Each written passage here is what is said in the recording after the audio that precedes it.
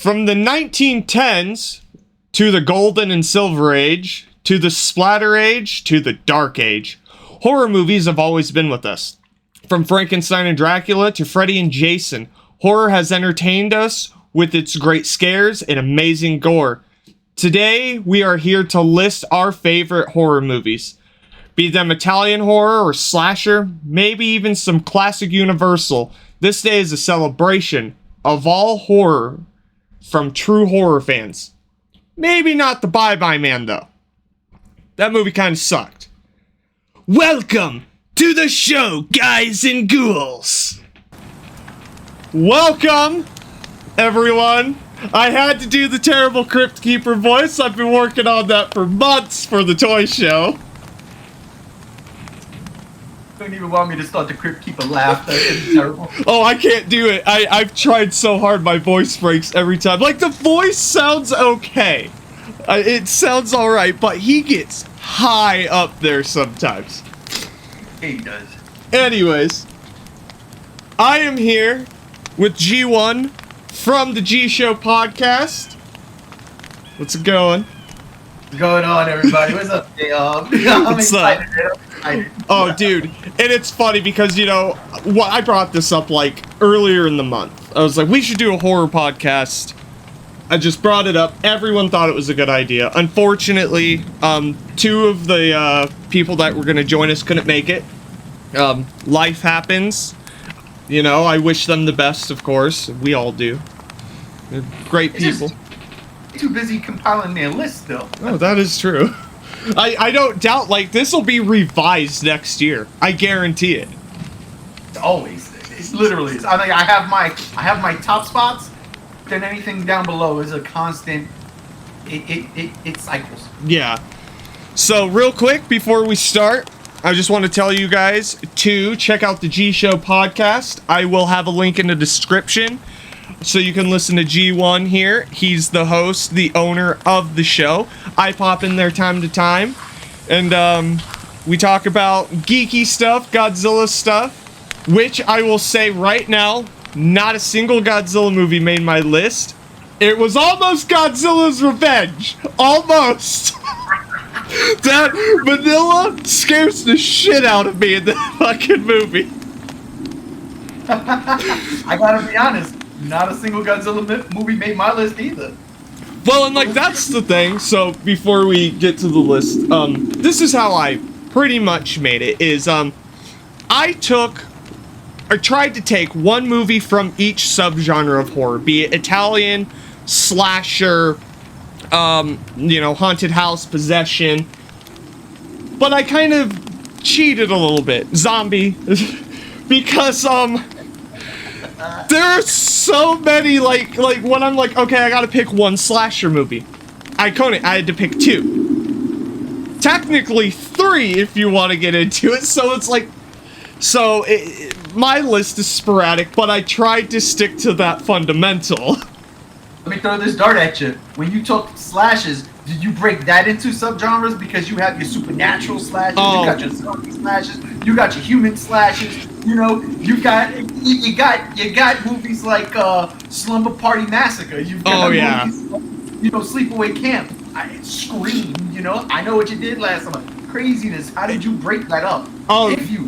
I couldn't, because if I was to do that, like, this list would be 100 if I was to do that, because I had to go just overall, because, you know, if I went into all of those specifics, I mean, to me, Night of the Demons is a possession movie and a slasher film. Through and through, it's a slasher film. And I'm like, I mean, it's a great movie, but I'm like, I can't, because then I'm just splitting the hairs, and I tried to keep it as straightforward as possible. Like I was saying, like, there's a lot of multiple movies in one spot. You know, my number 4, for instance, has like 2 movies, because it's so hard. You know, and that's the thing about horror, is when you're big horror fans like you and I are, and we've seen so many of these movies, and you fall in love with them, and the standout ones, you keep adding them to your list, the list gets revised. For me, I really had to go back and look. I had to really go back and think. I sat there staring at my movie shelf literally up until 10 minutes before we started recording, of me just, oh shit, I forgot this movie. God damn it, this movie.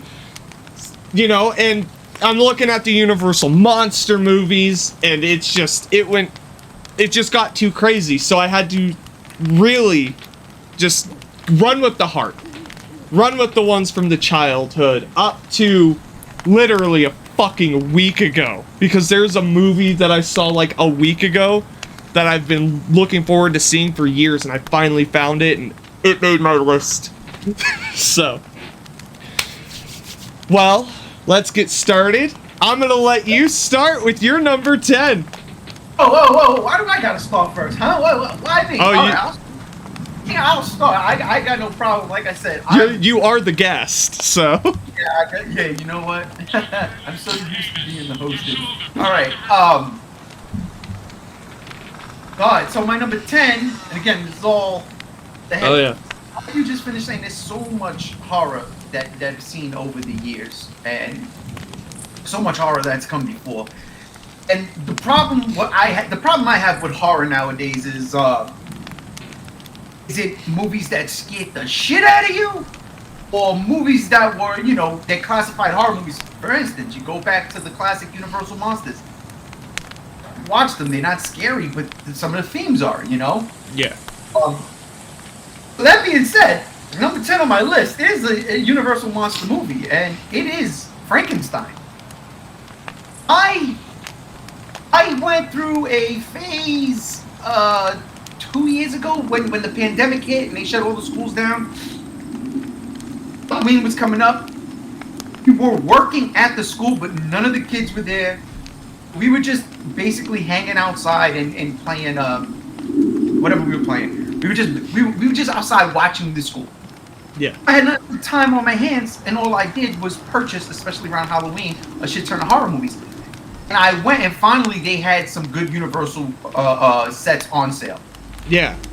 So I already had Creature from the Black Lagoon.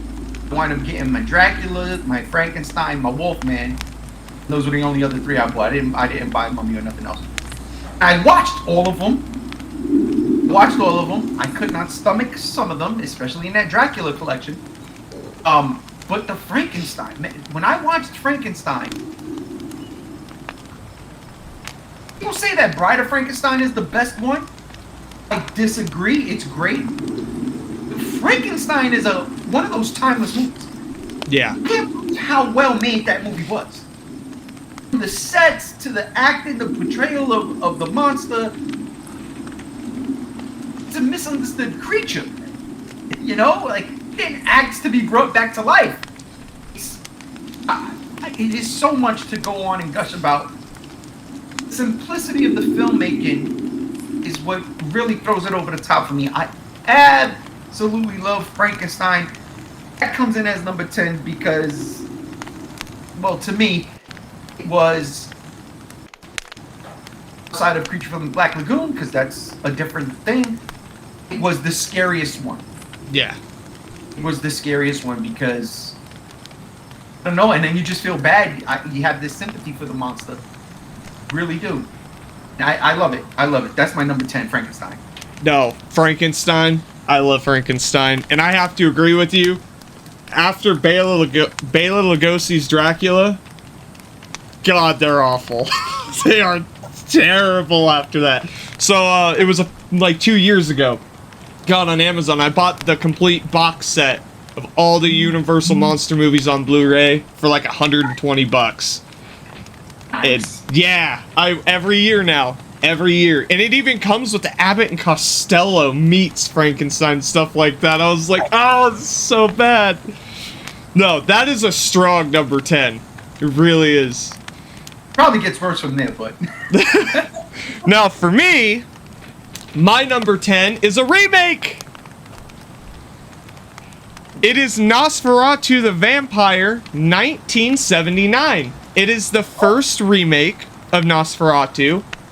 I believe it was, yeah, it's a German film that they dubbed, and I got it on Blu-ray. I remember I don't even know how I came across it. Like, I was just looking on Amazon Prime, like, a few years ago. And Nosferatu the Vampire showed. I'm like, 1979? What? The original was 1922. Did they remake it? And I watched it, and I was hooked. The style, the music, the atmosphere, everything about that movie. It is so hard to even find a negative thing about that movie. That is an instant classic, like 5 out of 5. It's not as scary as I would like, but it is the atmosphere. You know, how they tie Nosferatu showing up into the city with the Black Plague. You know what I mean? And it's just the symbolism, and it's just Nosferatu the Vampire. Watch it. Watch it.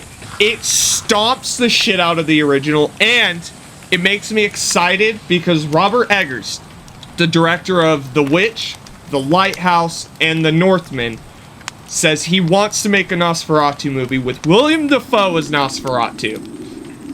He said it's a passion project for him. Please do it. Please. Didn't Willem Dafoe play... He did. Bob Shrek from Shadow of the Vampire, right? Yeah. Yeah. That was a good movie. Dude. But, that was a good movie. But that's my number 10. Nosferatu the Vampire had to make the list. I like looking at the movie shelf. The spine sticks out to me every time because it's that white with the black vampire and Nosferatu the Vampire on the side. Every time I look at my movie shelf, it catches my eyes, and I'm like, that's got to be number 10. So, yeah, check it out. It's a recommend for me. I'm gonna check that out. I don't think I've seen the remake of Nosferatu. I thought that was called Salem's Lot.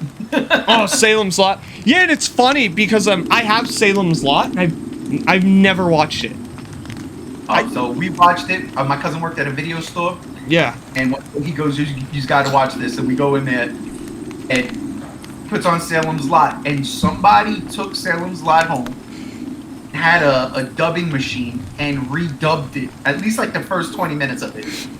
It literally is some of the funniest shit. And this was Mystery Science Theater was probably around. It was around at the time, but this was like right on par with that. And really? I tell you, crack the fuck up. Salem's Lot, the movie. Like that's exactly what the guy was doing on the voiceover. Oh, it's so good. Oh, that's so awesome. All right, what's your number 9? Number 9 too is a remake. Ooh. Now, original movie was one of my favorite movies of all time as a child. Okay? The movie was remade, I believe, in 1988. This was the first time ever that I went to a movie theater. At the tender age of 9. 8, 9, whenever I and got sick. Physically sick. This movie nauseated me. It scared the fuck out of me. It freaked me the fuck out. To the point where I could not watch that movie. Could not watch that movie. But last year, I think it was Shout Factory, 2 years ago, they had a beautiful, beautiful anniversary edition. Beautiful art, beautiful everything. A wonderful transfer. And I said I have to buy this movie and I have to come and face my fucking fears. I'm talking about The Blob. The remake to The Blob. I'm telling you, I love the original movie. Maybe it was the song, "Beware of the blob, big creeps and dreams," and all that shit. I love that shit. I love it. Steve McQueen. I love all of it. I love this idea of this gelatinous blob eating people and getting bigger. It's the scariest fucking thing, right? Yeah. No, it's not. Because 1988, they said, "We'll get you." And this is during that time where it was like, had all those fucking like body horror movies coming out, just this, like The Fly. What the fuck was that? I didn't like none of that, man. I was like, yo, what the fuck? I don't want to see this shit. The Blob scared the absolute tits off of me. Because I saw people disintegrating, right? Like, he killed the main kid right off the bat. Nobody can tell me that wasn't the main guy. That was Steve McQueen. He killed him right off the bat. And the way they did it, that scene where the Blob is pulling his flesh from his bones and he's reaching out to his girl. I nightmares, man. I could not watch that movie. I'll tell you the true story. It wasn't until the internet came around where I was like, let me just look at images on Google, and I would still close my eyes. Throw that shit aside. It's still a highly enjoyable movie. And they took some liberties. They changed it from being an entity from outer space to an actual biological weapon, you know, made by the government. They made, you know, the badass dude, actual, you know, antagonist and protagonist, pardon me, killed kids in that movie. That was horrifying. I'm seeing that. I'm like, I'm this kid's age. Yeah, run, little. Oh no! In the fucking sewer. It was up. And then the kid comes up and he's nothing. What are we watching here?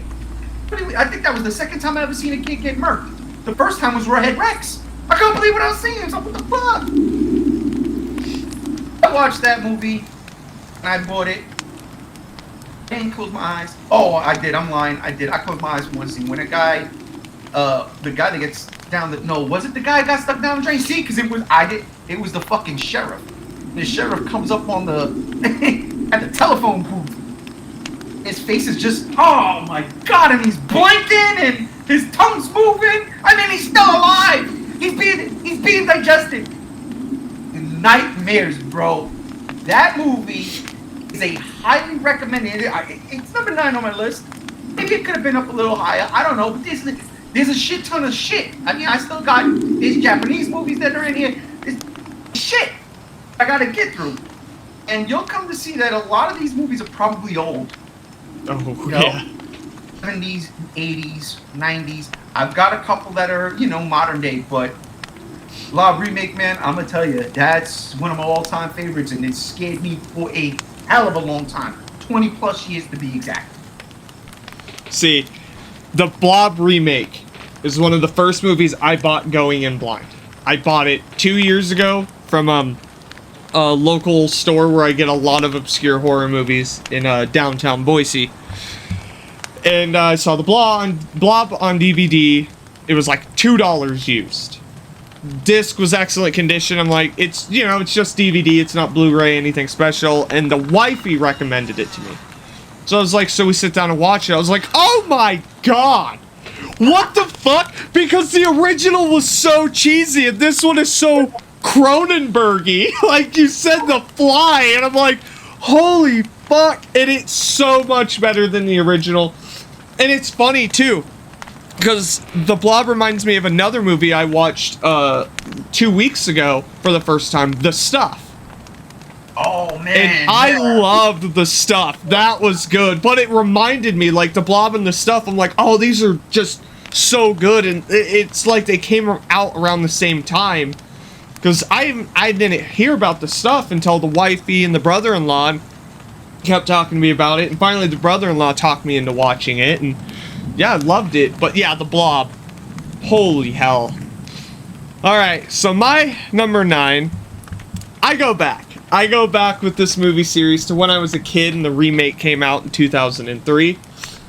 The remake scared the shit out of me, but it's because of this remake and a few other movies that actually got me into horror. It got me curious into the original. And I love the original over the remake. It's typically what happens sometimes. The Texas Chainsaw Massacre 1974. Uh-huh. Holy shit. What can I say about this movie? Toby Hooper. Holy fuck, what a filmmaker. The documentary style, the brutality. The movie feels real. It feels like someone just had a camera and they were like filming all this shit happen. It's gritty. It's surreal. I think he only kills one person with a chainsaw the entire fucking movie. It's not really a chainsaw massacre if it's one guy. But no, I really like the original Texas Chainsaw Massacre. I prefer it over all of them, so much so that I recently found the steel case Blu-ray and I nabbed it. Like, no questions asked. Got it, because I don't own all the Texas Chainsaw Massacre movies. I only like 3 of them. No, 4 of them. Because the remake is good. Anyways. Leatherface deserves more respect. Stop making shitty movies with him, please. I refuse to watch the Netflix one because I saw the Leatherface movie that came out a few years ago, and that was fucking terrible. Stop. And stop with Jeepers Creepers while we're at it. Holy fuck! Oh, they ruined that. They ruined that. They ruined that with the 3rd one, and then they ruined it again with this newest one. Yeah, that 3rd one really ticked me off. Oh, yeah. It's like, what, you can't do a sequel to the 2nd? How hard is it? How hard is it? Anyways, tangent aside, the original Texas Chainsaw Massacre, one of the original slashers on the list had to be... What's your number 8? We're gonna go to my second favorite country in the world, Japan. Oh.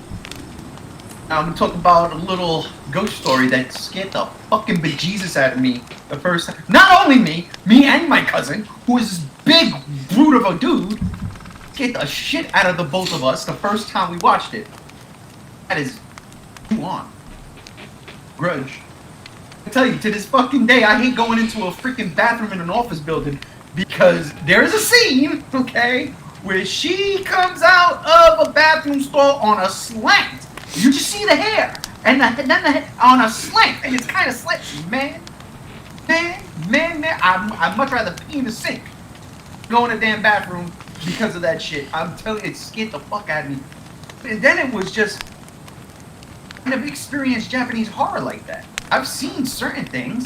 I was watching a lot of Japanese zombie movies, but they weren't scary like that. They were more fun and sometimes a little gross outs. They weren't scary, and while a lot of them I still hold dear to my heart, I'm looking at you, Wild Zero, it scared me. It was like more fun than anything. One scared me. It scared me. I didn't see The Ring yet. Then after the American version of The Ring, I peeked at Ringu and I was like, nah, who wants to get the shit out of me? This ain't doing it. Maybe it was because I was Johnny come lately to that. But just seeing this ghost, and then little kid meows like a damn cat. Stop! When that girl was in the bed and she looked under the covers and he's right there, like, no, not at all, no, not at all. And I gotta be honest, I did appreciate the American remake. I kind of did appreciate it and shit. They didn't shit on the lore. It kind of felt like almost a quasi sequel, you know? That movie, Ju-On, what? That movie scared me the bejesus out of me. There's one terrifying ghost, and then the noise. Oh god. Noise is creepy in its own right. It's creepy in its own right. So I like to do that to my wife every now and then. I do that. And she mad and just that. Yeah. I'll tell you, I've only watched that movie maybe 3 times in my life. That's how much it scares the shit out of me. And I owned it, Ju-On 2. I watched something that was on Netflix like last year for Halloween. It was alright. It didn't freak me out the way the first one freaked me out, but you know, when something like that still has a grip, my fear nerve, there's no reason to. That shit belongs on the list. Dude, I'm not gonna lie. I've seen Ju-On the Grudge twice, and the second time was last year. I was having fucking nightmares of Kayako, the Grudge girl, up until recently. From last October, it finally stopped. And what is my dumbass think? Oh, let's watch Ju-On 1 and 2 again this year. No, Ju-On 1 and 2. I love both of them equally. That's the pinnacle of Japanese horror for me. You can't beat it. And those movies are so scary that the wifey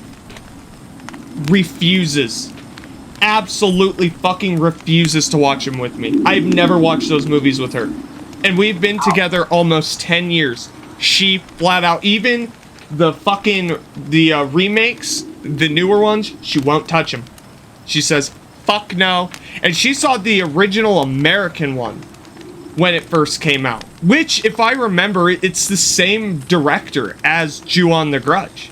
He came over and made him here in the States. That's why it still has the same horror. You know, a little more Americanized, but fucking horror's still there. Yeah. No, the wifey, terrified. Me, terrified. And you are absolutely right. I'm so glad you put it on your list. It's a scary fucking movie. It really fucking is. I before I saw that movie, I was buying Japanese horror on VHS tapes. So I have like Evil Death Trap 1 and 2, right? Yeah. And the only reason why I bought it was because it was like Evil Dead. I was like, what's Evil Dead? Evil Dead Trap. And I was like, okay, I think it's called Evil Death Trap. Yeah. Honestly, that's legit. My box said Evil Dead Trap. And I was like, I'm gonna buy it. They're good. They're fun. They're, you know, listen, early 2000s, like 2001, 2002, I was buying a lot of Asian horror. Yeah. Whether it was supernatural or, you know, zombie stuff, junk, things like that. But Ju-on was the one that was lights out when I saw that movie. To the point where I swear to God, I'm not even gonna lie. I don't watch Asian horror anymore like that. Especially not Japanese ghost stories. I try to stay away. They scare the shit out of me. Dude. They scare the fucking shit out of me. See, in the scene in that movie that does it for me is when the girl peeks up into the attic. And Kayako's right there every fucking time. Every fucking time. Because you know she's up there. And then it's just that slow pan. But that's why I also make fun of the movie now, because of Scary Movie 4, where she goes up there, the kid's like there scaring her, and they're screaming, and then the kid looks down because she has the lighter lit, and his hand's burning over the fire. That's why he's screaming. It's so dumb. It's so dumb. So it like kind of ruins the scare, but it still gets me. It's a weird combination. I think I stopped Scary Movie at 3. I don't even remember 3. 1 and 2 were funny as hell. 3 I don't remember, and I don't remember watching anything after that. So my number 8 is one of the splits. Because I couldn't leave either of these off the list. So number 8 is Evil Dead 2 and Evil Dead 2013, the remake. Okay, that's what I'm talking about. The remake, I'll start with the remake. You can't even fucking call it a remake. It shares barely anything similar with the original other than book, Cabin in the Woods, Deadites. It's its own beast, and god damn it, it keeps the spirit, the blood, the gore, it's not overly scary, but it's like horrifying, you know, and it's just, oh god, and the branch going up her, and she's screaming, and this is a thorny-ass branch, too. The end scene with the raining blood, and the demon comes up from hell. That made me, because I've always known of Evil Dead. I've always liked Evil Dead, but that movie made me appreciate and fucking love the Evil Dead series. Along with Evil Dead 2. Evil Dead 2, just go watch every review of Evil Dead 2 ever. Everyone says the same thing about Evil Dead 2. It's a masterpiece. Sam Raimi, why are you not able to make horror movies like that anymore? Because what the fuck? And Bruce Campbell, I love you. I love you in everything. To me, that's the best thing he has been in, is Evil Dead 2. And I love Ash vs. Evil Dead TV series. He's great in that, but Evil Dead 2, man, it's a beast. Both of those movies are beasts. I love Evil Dead 2. I do. Masterpiece, I disagree. The only reason why I disagree with that is because after the first one, Evil Dead 2 was bonkers. It was like kind of goofy at times, and that really pissed me off. I was loving every minute of it. I was like, what the fuck is this? Oh, don't get me wrong. I do love the movie, right? And let's respect. Like, I personally couldn't call it a masterpiece because it was gonzo. It was gonzo. I was sitting there, I'm like, wait. They got all the gore, they got the Deadites, but they're remaking the first movie. And then, they're making it goofy. That bothered me. That bothered me. That bothered me. But I still love it. I loved it because you got to see the fucking thing too. You got to see the monster death. Yeah. That. And the ending, there was such a great cliffhanger. Such a great cliffhanger. No, my favorite part in the movie is when Ash goes to sit down in the chair, it breaks, and then the fucking deer head, you hear a crack, and then it cracks his neck over all creepy, and it just starts laughing. Everyone's laughing. That part just shows how fucking insane that goddamn movie really is. I love it, you know, everyone has their own taste and opinion. In Evil Dead 2, it took a long time. In the remake, I saw it in theaters 3 times, and I loved every second of that fucking movie. So much so that, I just found out they're releasing, Shout Factory's doing a 4K unrated steel case of it, and I'm nabbing it. It's like $30. Really? Yeah, I'm gonna have to get it on Amazon. So, but yeah, Evil Dead 2 and 2013, we're down to 7. Oh shit, we are. We are. I stuck here. Stuck here. So, number 7, because on one hand, I want to do another foreign film. Yeah. Then on the other hand, I'm like, well, Evil Dead 2, I just said, is kind of like a comedy, right? And I have something, and probably everyone's gonna hate this. I have something that comes from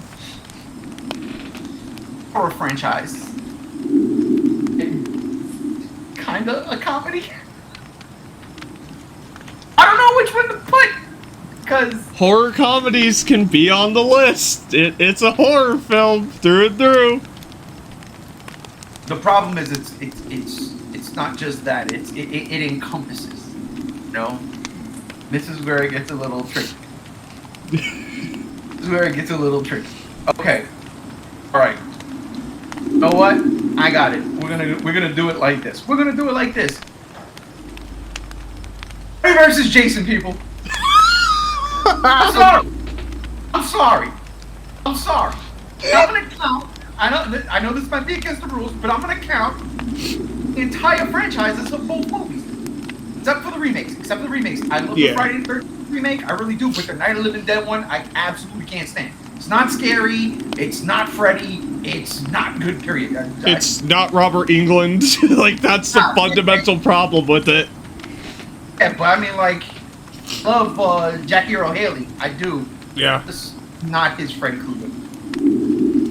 Freddy versus Jason, and hear me out. That is not the best movie in any of the 2 of those franchises. It's not. It is my absolute favorite one because it's an absolute riot.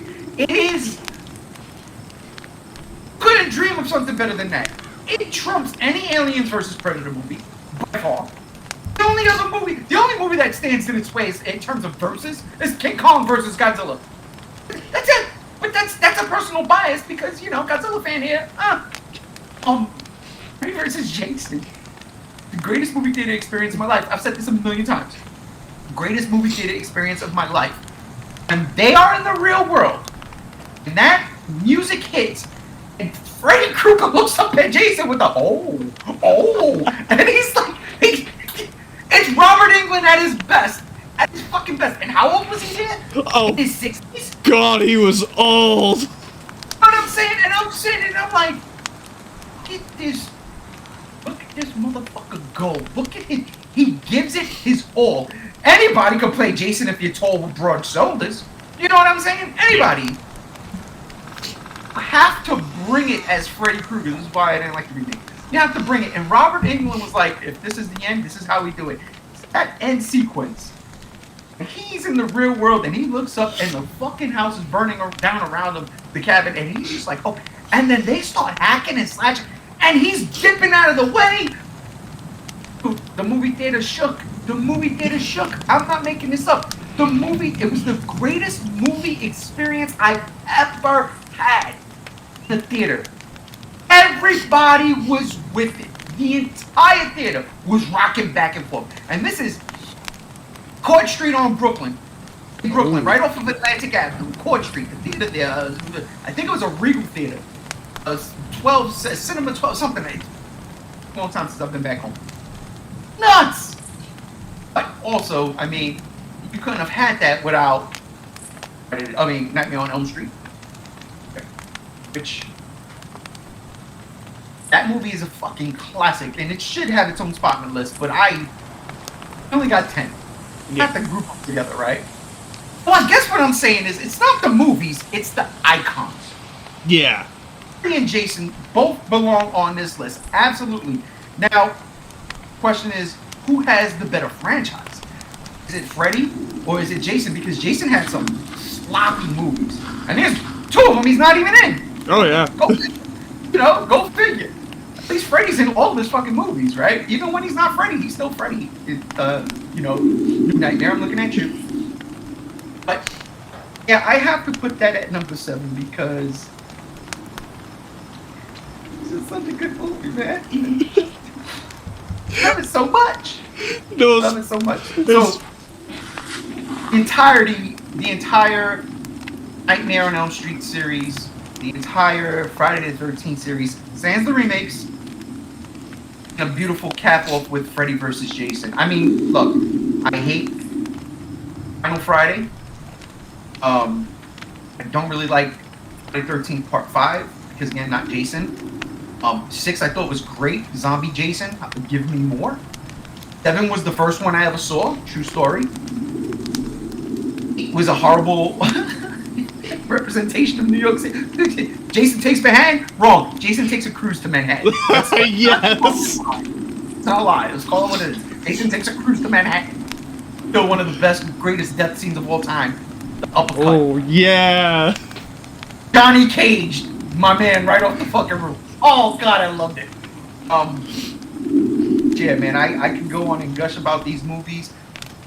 We usually do a Nightmare on Elm Street marathon like the last week of September, the first week of October to get it out of the way, and then we'll just, we'll watch select Jason movies.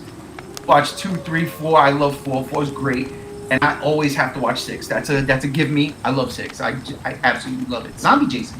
Oh yeah. You'll see zombies on this list. Zombie Jason. Thumbs up.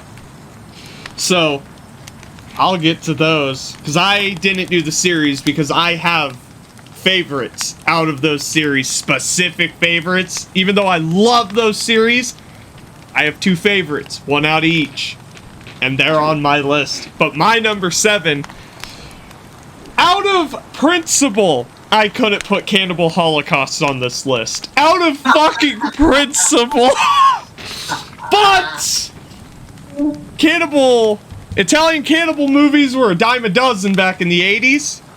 And when I bought Cannibal Holocaust, I also bought another cannibal movie called Cannibal Ferox. A man gets his dick cut off, and then they eat it in front of him. What more do I need to say? Hey, let me ask you a question. Did that movie have another title? Dude, they all had, like, a shit ton of titles. I saw that movie. Yeah, where the guy's tied up to the pole, and then they come up, cut his dick off. And then, like, later in the movie, they put his head underneath the table, cut the top of his head off, and then start eating his brains. Yeah. That's the thing. I don't remember it as Cannibal Ferox. That's why I'm like, wait a minute. Yeah, that's its official name is Cannibal Ferox. At least on the Blu-ray that I got that's from Grindhouse Releasing, which came out, like, fucking 2-3 years ago. But I bought Cannibal Holocaust. And this is the story with it. I bought Cannibal Holocaust because I watched douchebag Eli Roth's Green Inferno movie, and I fucking hated it, but it clicked something in my head. I was like, holy fuck, I've never seen a lot of, like, Amazon cannibal movies. So I was like, what's the worst one? Cannibal Holocaust, Cannibal Holocaust. And for the longest time, I was scrambling to find this fucking movie everywhere. And finally, one day, the wifey surprises me. She bought me Cannibal Holocaust, special edition Blu-ray, comes with the soundtrack, the Blu-ray, books, all of the shit, and Cannibal Ferox. And she said because she wanted me to have another movie. It was a great surprise. I love her for that. And Cannibal Holocaust, I watched it with the wifey, my brother-in-law, and my buddy Travis. Because my buddy Travis has seen it. He's as old as you. He's seen a lot of movies, and he warned me. He's like, you know, Cannibal Holocaust, it's a rough sit. Like, it can't be that bad. And I remember we all sat there and watched it, and by the end I was like, what the fuck was that? Like, Cannibal Holocaust, like, is a bit much for me. So then I put in Cannibal Ferox. That movie you can actually enjoy, because there's no rape in it. It's just Amazon cannibals doing Amazon cannibal shit. And I'm like, oh, okay, I can get with this. And it's just so grotesque, minus the real animal killing, which there's an option in the movie. It skips all of that automatically. Thank God. I hate those fucking scenes. They did it just because it's a exploitation film. It is what it is. But I had to put an Italian film on this list. And there are two on this list. Cannibal Ferox is my favorite Italian cannibal film. I think it's the most watchable, the most well-presented, the goriest, best story, least amount of real animal killing, and best acted, too. I mean, there's some good acting in that terrible movie. And the whole premise of the movie, too. The whole reason they go and get eaten is because the girl, the scientist lady, she's like, I want to prove that cannibals are a myth in the Amazon. It's a myth. It's like, you're an idiot. Like, why would you want to prove that? It's like, I'm gonna go to a place where it's rumored where people eat people. I'm just gonna chill out there. I'm gonna research it. No, you're dumb. You're gonna get what you deserve. But Cannibal Ferox, check it out. It's a 5 out of 5 in the horror department. It's not a 5 out of 5 for a fucking movie. Like, if we talk movie, it's terrible. But as a horror movie, dude, it fucking delivers. And like I said, the dude's dick gets cut off and they fucking eat it right in front of him. And they don't cut away from it either. They just cut it off, pop it in their mouth, and I just sit there, I'm like, ah! Imagine being that guy. Your dick just got eaten. What the fuck? I love it. I love that movie. I think it's Saturday. I'm doing Cannibal Holocaust, Cannibal Ferox, and Eaten Alive. I'm going to watch all three of those movies because those are the trifecta for me of cannibal movies from Italy. That's my number 7. Ray? Yep. 666. 666. That would actually be the perfect time to drop The Exorcist, right? I mean, I'm just saying. Dude, it would. It would. Unfortunately, I found The Exorcist a little bit late in life. By that I meant I was like 14 years old when I saw it for the first time. And while I appreciated it, I didn't find it as scary as everybody made it out to be. Now, if I would have seen it when I was like 6 or 7, I probably would have shit my bed. Because at that time, my mom had us going to church and all this shit, so it would have fucked me up. Yeah. But 14, 15, I think, whatever it was, at that point in time, I love that movie. Unfortunately, it's not on my list. What is at number 6, though? The Italian movie I was talking about, right?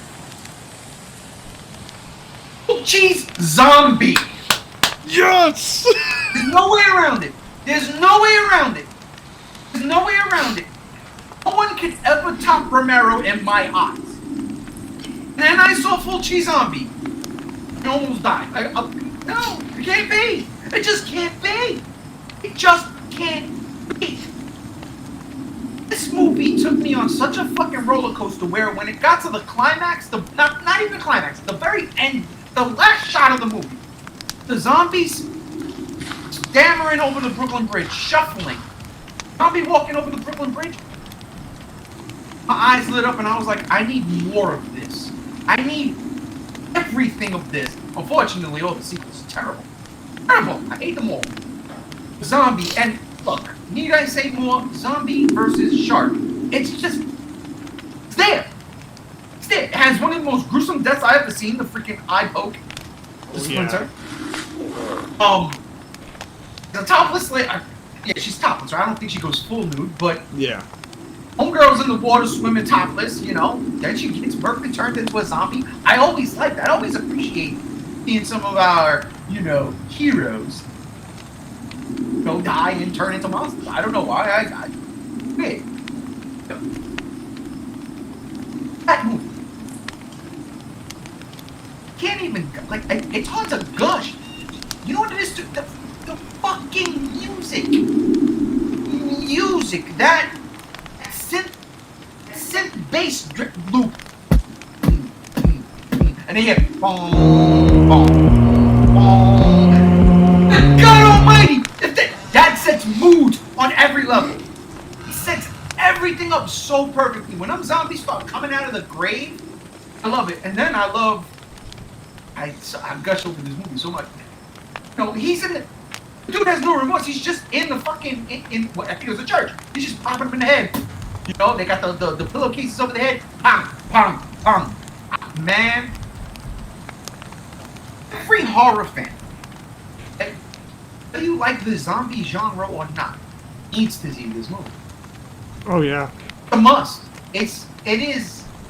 Honestly, I'm not saying it's perfect cinema, but it's perfect horror cinema. Perfect horror cinema. And the fact that he touted it as Dawn of the Dead Part 2. Pull my head off. Listen, what? That's why when I saw the ending of that movie, they're walking across the Brooklyn Bridge, I was like, please, I need all of this. All of it. That is a classic movie, man. No offense. I'm sorry, Exorcist. You didn't make my list. Fulci Zombie did. Fulci Zombie is... Oh, you get bit, you turn into a zombie. That's all I gotta say. So, Zombie, it was gonna be on my list. It really was. And the only fucking reason it didn't is because I already have 3 number ones. That would have been a 4th. I'm not fucking with you. And it's funny because I love the sequel to Zombie, they call it Zombie 3, because half of it was, Lucio Fulci, and then he dropped out, and then the other half was Bruno Mattei, another Italian horror director. Zombie 3, the one where it was like, they're all, the zombies come out. They're all like crackheads, they're breaking out of they're like in the walls for some reason. I fucking love that shit. It's so dumb. I hate it so much. Like that whole sped up fight with the gas station, the zombies all freaking the fuck out, and you're like, what is this shit? Is he on coke? God damn. It's like that zombie from Miami, Florida that ate the bath salts. Oh god. No. Real life. Lucio Fulci Zombie is a classic. It's I fucking love that movie. I'm glad you said it, because, like I said, I was struggling with that one, because I was like, well, if I put Zombie on here, then I'm gonna have to put Zombie 3, and then I'm gonna have 5 number ones, because I love Zombie 3 just as much as Zombie. Listen, I got Freddy vs. Jason instead of, Nightmare on Elm Street and Friday the 13th. You know, it's funny, too, because with Freddy vs. Jason, I sent that voice message to the group chat earlier, because I was watching that movie reviewer, the Cinema Snob, and then, yeah, the Freddy Caterpillar shows up, and then the reviewer's like, fuck off, 2003, because the CG was so bad, and I cracked up laughing for no reason. All I'm saying is Freddy Krueger played pinball with his groin and made Jason fly around in his nightmare. That's genius shit, bro. It really is. Alright. So my number 6 is a no shit. If you like Italian horror, Suspiria 1977 and the fucking remake 2018 Suspiria. So this will be quick. The original Suspiria, it's literally one of the top 100 greatest horror movies of all time. Literally every fucking list has the original Suspiria on it, and I can see why. It's a colorful movie.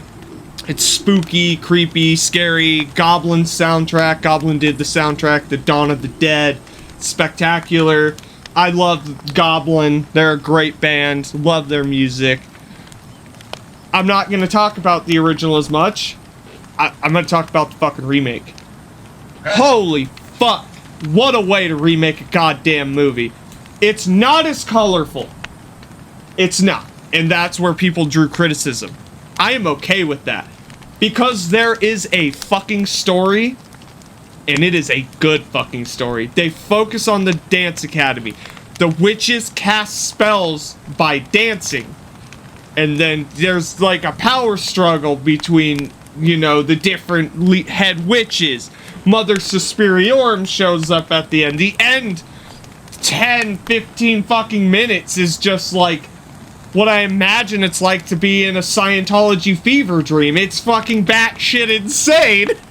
You don't know what's going on. There's tits, blood, and ass everywhere. You're pretty sure you saw Tom Cruise somewhere. I loved it. I loved it. It's a long movie. I love a long, compelling movie that draws you in, and it hits it. Both the original and the remake. Top-notch fucking, not even just horror cinema, just cinema in general. You know, fantastic. The only thing I didn't like about the remake is the music was done by, I think it was the lead singer of Radiohead, if I remember correctly. I wasn't a big fan of the music because I fucking love Goblin. Like, it's hard to beat the original's music, but it worked. Check them both out. They're hella worth it. That's my 2 number 6s. I gotta tell you, I've never seen either one. Oh, dude. I'm telling you, so the original, there's, I mean, it's an Italian horror film, there's not much of a story. You're there for the visuals, the gore, shit like that, the pretty lights. It's visually breathtaking. Cinematography's breathtaking. The music, holy fuck, the practical effects, great. The remake, if I was to tell, you see, and that's hard, because, like, I know you would watch both, and you would enjoy both. But that, you know, if you go up to a random person on the street and you're like, hey, have you seen Suspiria? No. Which one would I recommend would be the problem. Because they're both so goddamn good. In their own fucking way. Their own right. It's hard to even say that the remake of Suspiria, it's like a remake in the sense that there's a dance academy and then some characters from the original. If it wasn't for that, it'd be its own beast. Entirely. And if you love, like, I'm not a big dance guy, but goddamn the choreography for the dancing. Gee, there's like scenes in it in the remake where one of the characters is trying to get into the dance academy and they're like, dance, and she's like, there's no music, and they were like, who fucking cares? We told you to dance. And it's so weird. Like, visually, it's great. The dancing's amazing, but there's no music. And it's weird. It's unsettling to see. It's hard to explain, but when you see it, it's fucking something so simple you never thought would be that unsettling. It just looks like a person having a seizure. Like, it's fucking weird. No, I recommend both. So funny enough, the remake was made by Amazon Studios, so it's free. It's free, yeah. It's free to watch. I recently got the original 4K Blu-ray. The audio was remastered for Dolby Atmos. So I watched it, and the HDR10 4K, the colors popped beautiful, and then the fucking Dolby Atmos remix of the tracks. That's my preferred way of watching that. The remake, watch it on Prime. Streaming, you lose some of the quality. compared to physical, but fucking great. It's hard. Because like I said, the original is on literally top 10 100 greatest movies of all time lists. What can I say that hasn't been being said since 1977? Since 1977, people have been gushing about that fucking movie. But yeah, that's my number 6. Both excellent films. Check them out. And if you don't like them, don't come crying to me, because they are an acquired taste, especially the end of the remake. I am fucking telling you, I saw his center tooth in there. It was in the fucking ground somewhere. Tom Cruise's center tooth.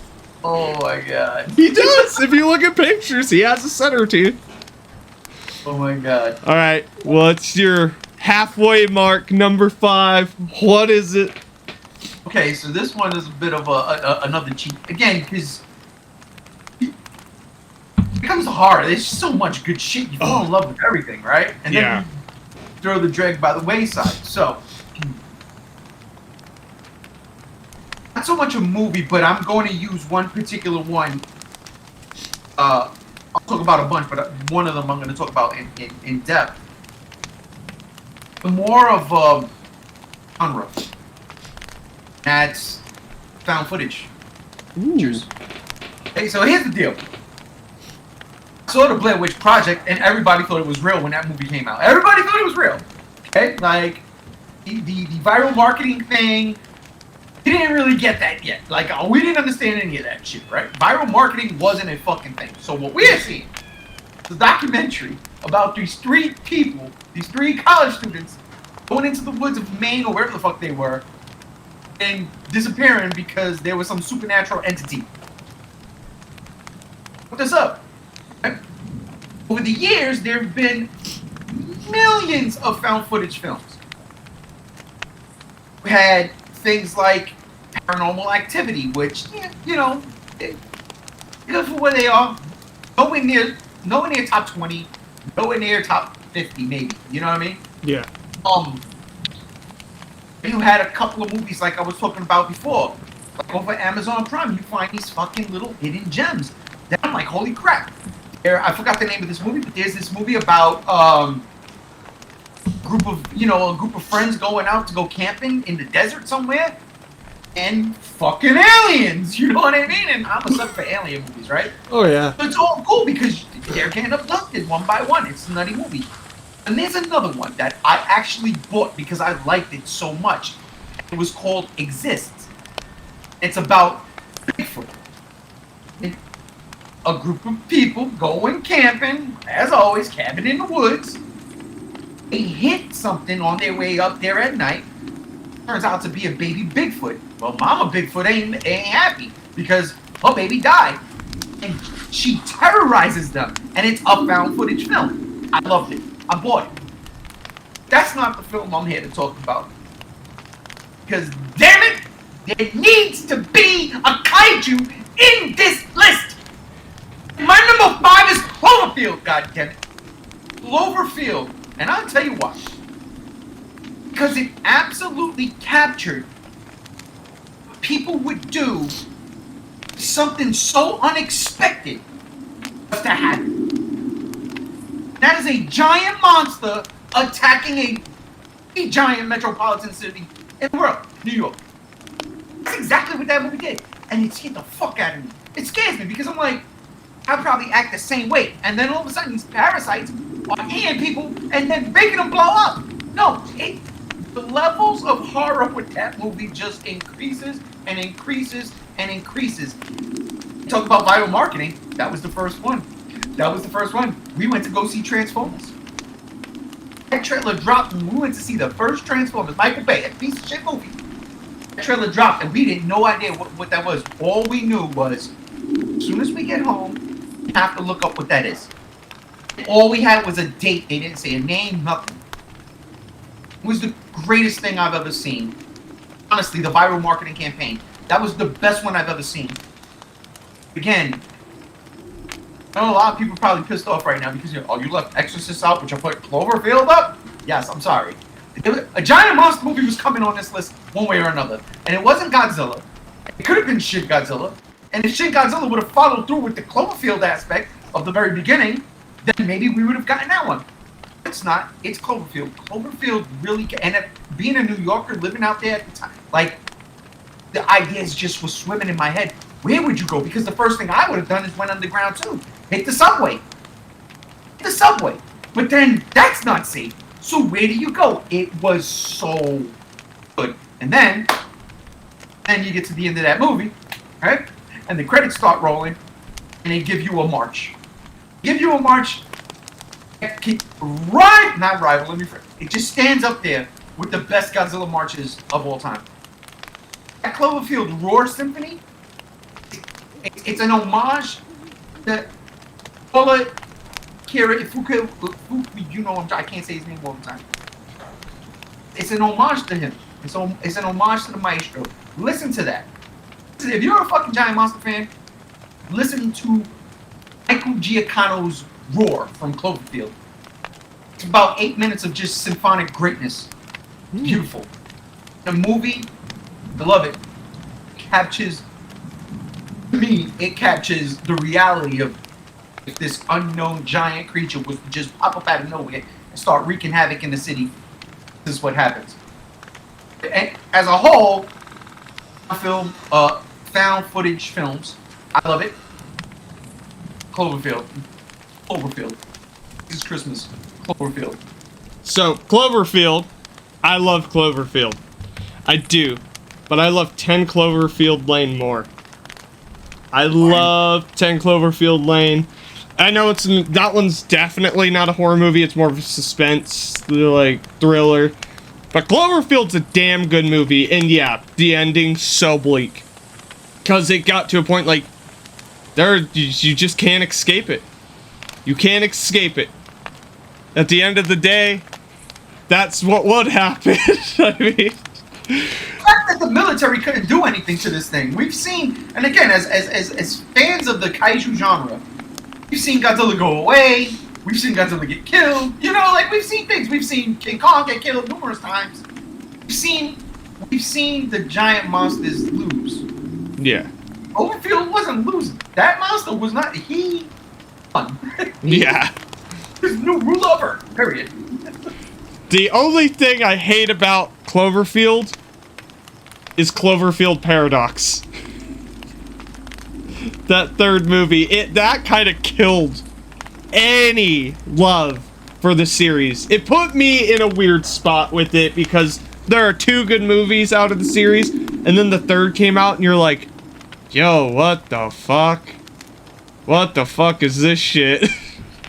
So. I'm mad at you. It's not better than the first 2.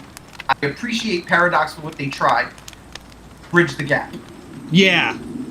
I did appreciate that. I really appreciated that. And there's a scene in that movie, if I'm not mistaken, that is eerie as hell.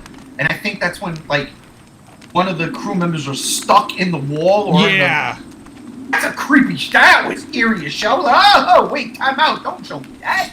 Yeah. Flashbacks of the Blob. I don't want to see it, you know? Alright, so before I say my number 5, I'm gonna take the last swig of this beer and grab another. Because I've been saving my Oktoberfest beers for this podcast in particular. Oh, nice. I'm over here drinking Coors Light. So instead of We're not sponsored. Oh no, I wish. So instead of me, this is me talking to myself. Hey me, instead of cutting the audio to cut all this out, just put up getting beer and a picture of a beer on screen. Sweet. Because I think it's funny, and I'm an asshole. I dig it. I think it's funny too.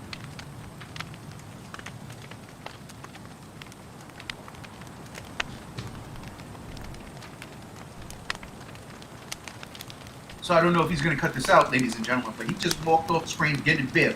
What he needs is a little cooler, like your man G1 here. He got a little cooler right here. He fill him up with 8 beers. He ready to go. He do the podcast all night. That's what I'm saying. And he's back. What are you on about? And you'll hear it in post. So, my number 5. I'm gonna be completely honest. I own most of the movies. Here we go. I hate most of the movies. Here we go. I know you already probably fucking know. But there was one goddamn movie in that entire fucking series that I love. Halloween 3 Season of the Witch. I'm getting off this podcast. Get this microphone off me. I'm done. You get really exit. Dude, I genuinely don't like Michael Myers. I own most of the Halloween films. I have 1 through 5, and then I have 2018. The gaps, excuse me, I could just go pick up for like fucking pennies for those other ones. But I'm not here to talk about how shit Halloween Kills is, or Halloween 5, or 6, or H2O, or Resurrection. 4's alright, 2's alright, and 1, yeah. 4 is my favorite. I can't lie. Yeah, it's alright. That one feels the most, with Season of the Witch, the most like Halloween.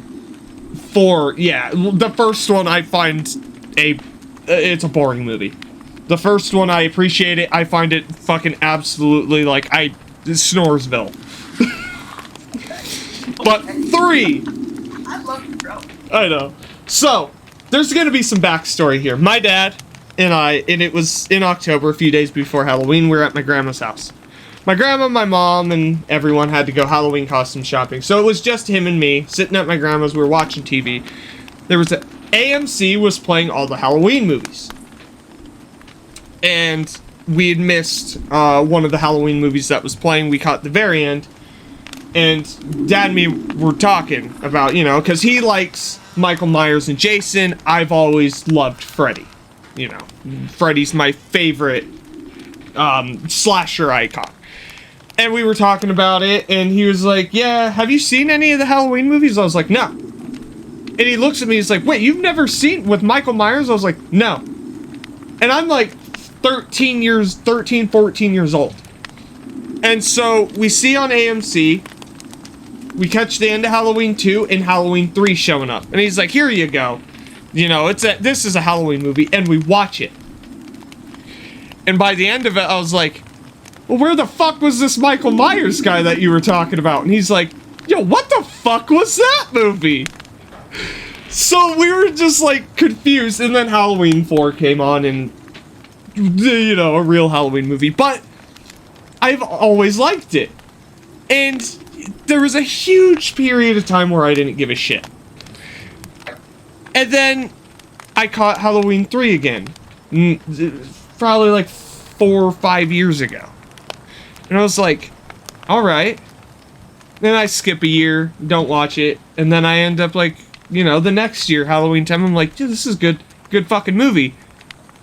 So now every fucking year on Halloween, I watch Halloween 3 Season of the Witch.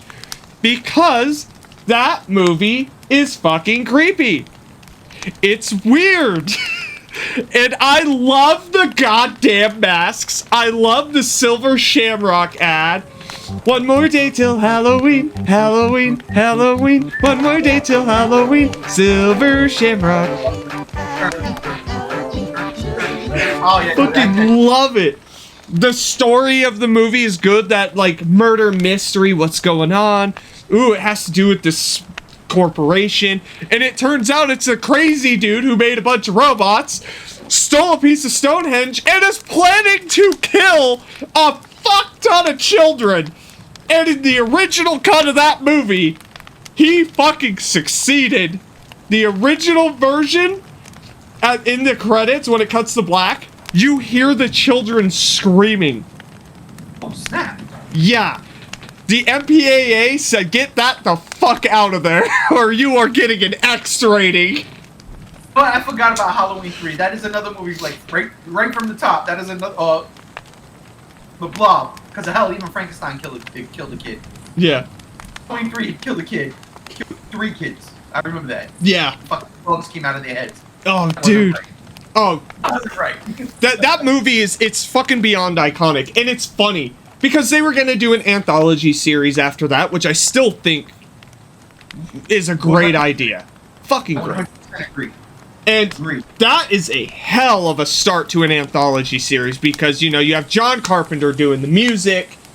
It feels like a Halloween movie. It's not just some spooky gore fest of a movie. It's like, no, this is kind of creepy. This is scary. It's dreadful. You know, and the mystery around it, too. Like, everyone's trying to figure out what's going on. And then Captain Pornstache, the main actor, who fucks everything in his goddamn way.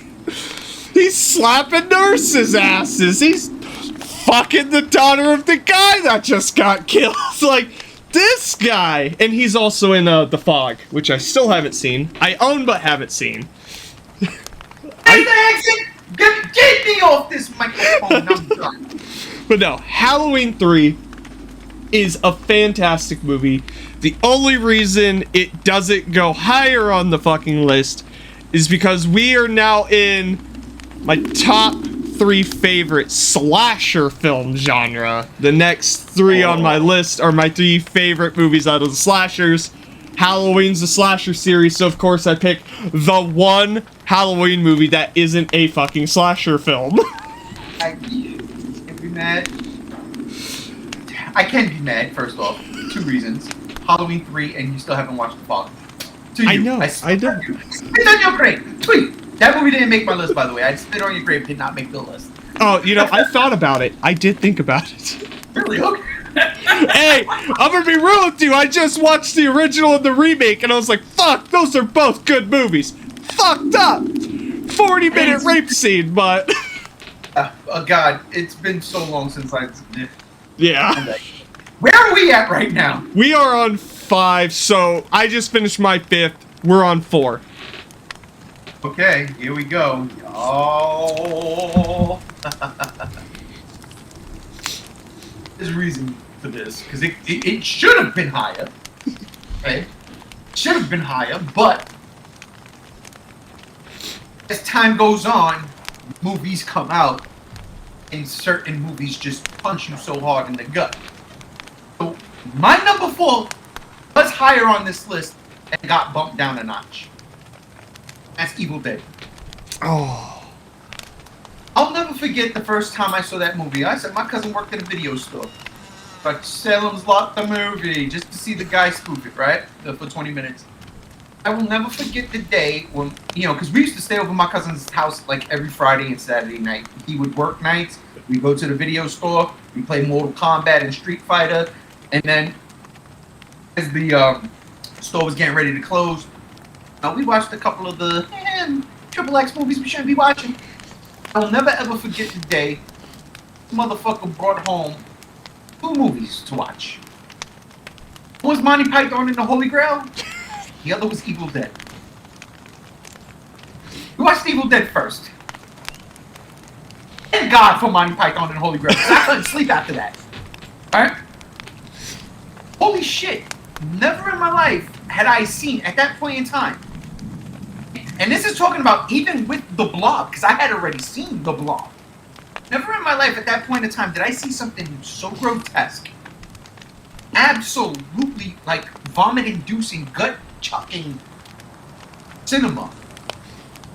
Done with what I felt was much passion. On a shoestring budget, I come to find out later in life. That's what made me, that blew my mind even more, because, again, this was, you know, internet was around, but it was before everybody had it, alright? Like, my cousin had a computer, all we did was play Wolfenstein. So, I didn't know anything about the budget. All I knew was that this movie was absolutely sick. It didn't make me sick. It was sick. Girl gets tricked by a fucking tree and then turns into a demon? What? Here's the sick part, ladies and gentlemen. I'm just straight up tell you. I said before with zombie, like, I like when, you know, for whatever reason, the heroes get killed and then come back and now they're the villains. Because of Evil Dead. Listen, when Linda turns into a deadite. That is the most beautiful possessed girl I've ever seen in my life. I'm not even making that shit up. I'm telling you the God's honest truth. She's sitting there in that little fucking doorway laughing and getting Randy, baby, yeah. I'm like, look at this shit, man. I just, oh my God. This was way back right, little fucking stupid ass. It's not even that, man. That movie is carefully crafted because of the budget. Shots are not wasted because of the budget.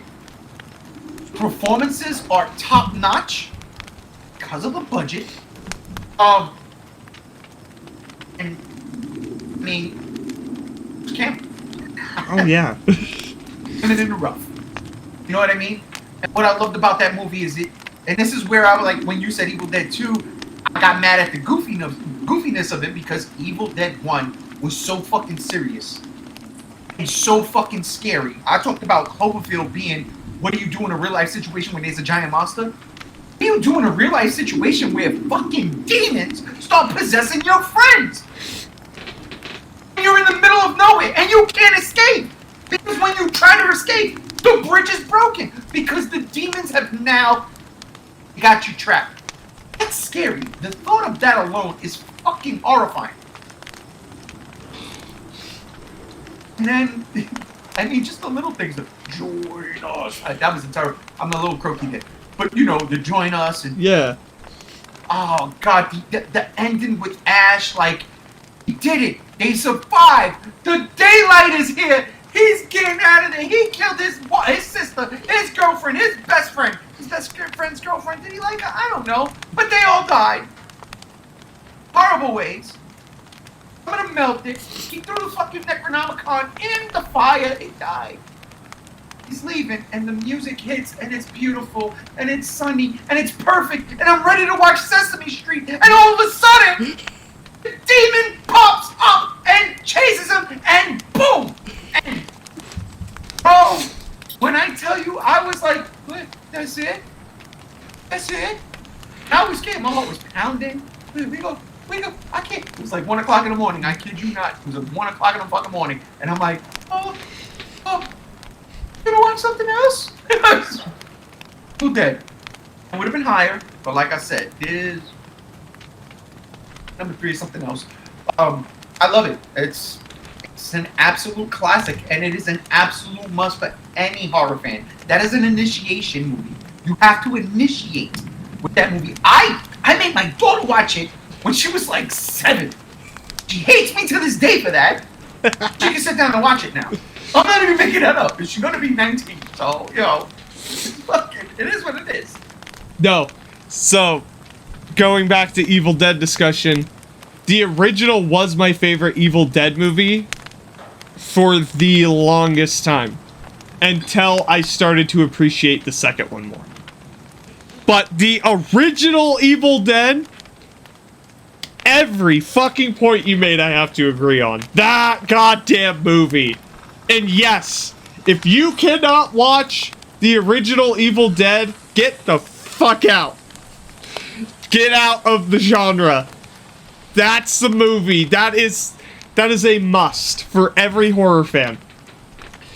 And it's funny because I think I showed you guys, I got the Groovy collection, so I got Evil Dead 1, 2, and the complete series in 4K Blu-ray. Wait, you didn't get Army of Darkness with that? Nope, Army of Darkness is owned by Universal, not Anchor Bay. Dude, I got the paper bag version of Army of Darkness. It's called the bootleg version. It literally, the cover is a brown paper bag, and it says Army of Darkness. The bootleg I have that one! Alright, good, we got yeah! yeah! I was like, wait, yeah, I do fucking have that on DVD. So I have 3 different versions of Army of Darkness, and then they, Shout Factory just released the 4K Steel Case Special Edition of Army of Darkness. I need to get Evil Dead. No, I do it. I'm lying. I have Evil Dead 2 on Blu-ray. I need to get this series. Dude, the Groovy collection was $50, and it comes with the entire TV series. Or the Showtime series, I should say. Ash vs. Evil Dead. 3 seasons? All 3. On Blu-ray.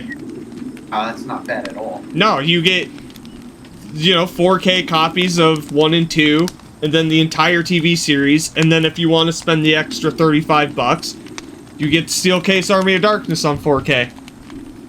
That's gonna happen. I'm gonna give away my Evil Dead 1 and 2 double Blu-ray package thing. Yeah. I'm gonna give that because I need those in 4K. So I love Evil Dead so much. The whole series. When I was 19, I got super drunk, and I don't remember how I bought them, but I bought them. I have the Necronomicon version of Evil Dead 1 and 2. Unfortunately, they are the latex starting to come off. They do over time. So I put them in Ziploc bags. I stored them away finally.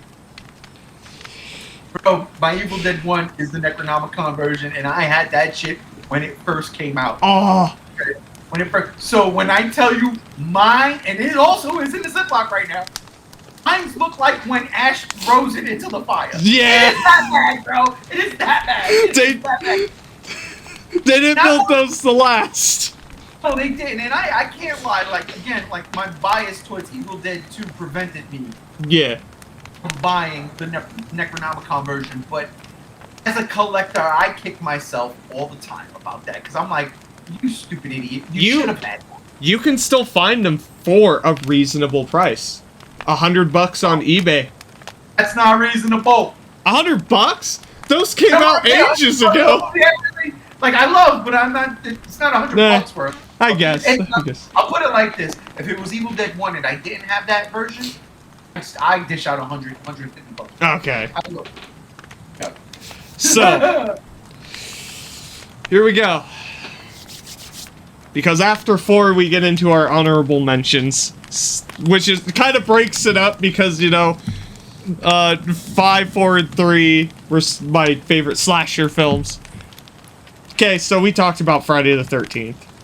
This is my number 4. We talked about Friday the 13th. We did. We did. And there is one Jason movie that stands above all. Jason takes a cruise to Manhattan! I'm still scrambling to get this outfit because before I die, I want to be this Jason for Halloween. The mannerisms, the look. This Jason's my definitive Jason. This movie's my definitive Friday the 13th. Friday the 13th, Part 6, Jason fucking lives! You can't beat it! It's the best! I argue with everyone about it! Everyone! Tom McLaughlin is the greatest writer and director when it comes to Friday the 13th. You get Tom Matthews from Return of the Living Dead.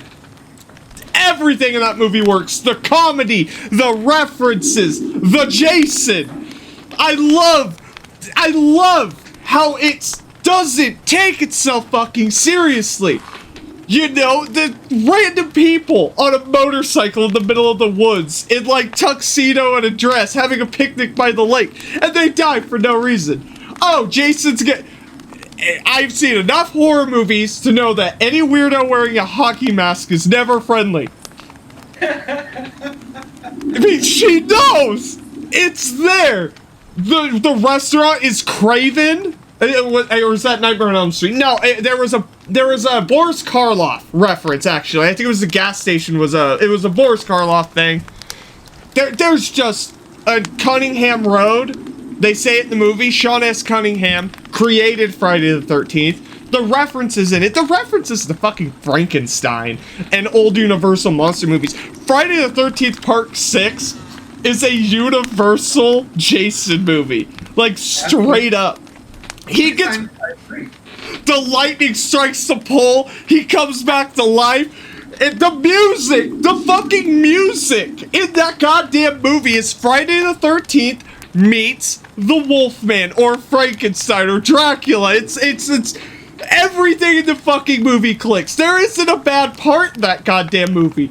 You get your officer porn stashes in the movie too. They're all, you get the, what is it, Smokey and the Bandit with the fur jacket, that big old mustache.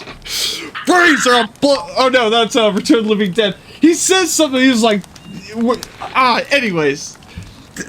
Part 6. And it's fucking awesome because it's rumored that the next Friday the 13th movie to come out that's being worked on is from Tom McLaughlin, the director and writer of Part 6. The next one that's coming is from him. Yes! That's something I want to see. What I'm scared of, and this is probably way outdated now, because I saw this like maybe 2-3 years ago, when all the rights were locked up for Friday the 13th, right? Yeah. The next movie was said to be like a found footage movie. Oh God. And I was like, no, don't do that to Jason. Don't do that. I 100% would agree with you. Friday the 13th Part 6 is the best one. It is. It's the best one. Zombie Jason. Say no more. And you know, my second favorite is Part 3, 3D, because Shelley is an awesome character. And that's the thing. Part 6 has the best characters. Tom Matthews from Return of the Living Dead. If you don't like Tom Matthews, get the fuck out. Like, I love him. There was a fan film. It was like, Don't Take a Hike in the Woods. That's a Jason fan-made film. It's like 40 minutes long. Tom Matthews is in it. They actually got Tom Matthews to come back for a fucking fan film. Part 6 resonates. Part 6, it is peak Friday the 13th. There was no fucking way they were gonna top it. That's why I think 7 and 8 fucking suck balls. Because that's fair. Now I have a buddy who does my tattoos. Jason. Yeah. But no, Part 6. It's funny because it's the only one with no nudity. So I could actually sit and watch it with the kids. And they're still terrified of that movie. They're like, yeah, there is no nudity in Part 6. Shit, yeah. Yeah, it's crazy. But, I mean, come on. The gags in it where Jason throws a guy up against a tree, his head falls sideways, and it's a smiley face into the tree. Love it. Fucking great. Right? Huh? It was a hunter. Yeah. Yeah, that was a paintballer because they're playing paintball out there. And then the guys, when they get shot, they put on the bandanas dead. And it's like, oh, it's so on the fucking nose, dude. It's so on the nose. Nothing about that movie is bad. It is all great. It's all good. You are a slasher fan. Check it out if you haven't already. Yeah. Part 6. I could go on about it. That is an every year movie. That's on my Halloween list. It gets watched. Anyways, I'll stop going on. I'm just curious. You know, now that I think about kids, you're right. And again, like I said, Part 6 is my favorite. Yeah. I really did like 4 a lot because I like the end of this thing. You know, like they killed Jason. But the resurrection is that. Again, the whole zombie thing, and we're gonna get to some zombies in a minute. But the whole zombie thing, man, I just, it's my favorite horror genre, you know. And so when they did that to Jason, I was like, fuck yeah, this is awesome. Like, I love me some Michael Myers way more than you do. Yeah. And by the way, Michael Myers is in Halloween 3, people. He's in a commercial while the guy is at the bar. That is true. That is true. The Halloween 1 comes on. You hear the iconic music in the movie with iconic music. I'm just saying because Silver Shamrock is iconic. Yeah. But I really do like 7. Again, because that was the first one I saw, and it didn't really scare me. It creeped me out, but it didn't scare me. And I was like, oh, okay, like. He's a fucking monster now. Like, I love that, right? Yeah. You know, I can't argue, but I'm curious. What do you think of Jason X? I know that's off topic, but what do you think of Jason X? If I'm gonna be completely honest, because I'm gonna rewatch Jason X for the first time in nearly 10 years, maybe even longer. The last time I watched Jason X was probably 2011, 2012. But I just watched a review of it to kind of refresh, because I like to watch reviews of stuff, especially from good YouTubers like Cinema Snob or stuff like that. I don't mind it. It's stupid. It's stupid, but it's a good stupid. It knows what the fuck it is. It doesn't try to pretend it doesn't. That's why I don't think it's one of the worst Friday the 13th movies. It's bad, yeah. There's a lot of bad Jason movies or Friday the 13th movies, but that's one that is like, it's Jason in space. It's exactly what you would want from Jason in space. It gives you that. How could you not like that? It's probably, you know, like, my fourth favorite, because it goes part 6, part 3, part 5, Jason X. I love part 5. I love Roy as the killer. It's stupid, but I love it. I do. I get why people hate it. I do, but I like it. But no, Jason X. Yeah. I always thought that when you go to space in a horror franchise, you jump the shark. Over. You hit your fucking peak. Right? You've hit your peak. You jump the shark. And yet, Jason X was the one that actually worked. Works. I don't hate the movie. I don't like it, but I don't hate it. There's enjoyable moments, and come on, let's be for real here. With Jason, anybody. The only time you could go to space, if that won't jump the shark, is if Carnosaur went to space. Yeah. Because then that movie's just called Dino Crisis. Oh, don't say that. Don't say that, god damn it. That movie's just called Dino Crisis, and I'm all for that. And finally we'll get a fucking remake of Dino Crisis. And still waiting on Capcom on Dino Crisis remake. Oh man, listen, yeah, Capcom, where you at? Where you at? Yeah, I mean, okay. So this is where we get to the honorable mentions. The reason why I broke it up is because my last 100 movies, because 3, 2, and 1, there's so many fucking movies. It just made my honorable mention list shorter, and I felt like it was a nice place. It kind of gives more emphasis on your top 90, like I have.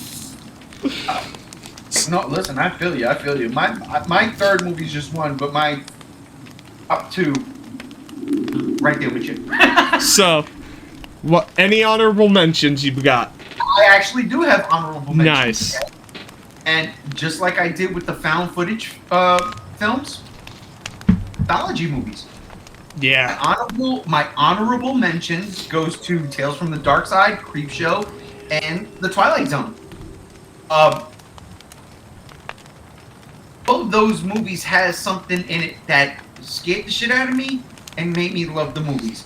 Tales from the Dark Side, The Gargoyle. That's the one that I can never forget. I don't even remember what happens in any of the other stories in Tales from the Dark Side. The Gargoyle? That last story? You said you would never tell. Scares the fuck out of me. The little kids. Oh my god, it's another movie where little kids they turn into monsters and then die because they turn to stone. It's fucking nuts, right?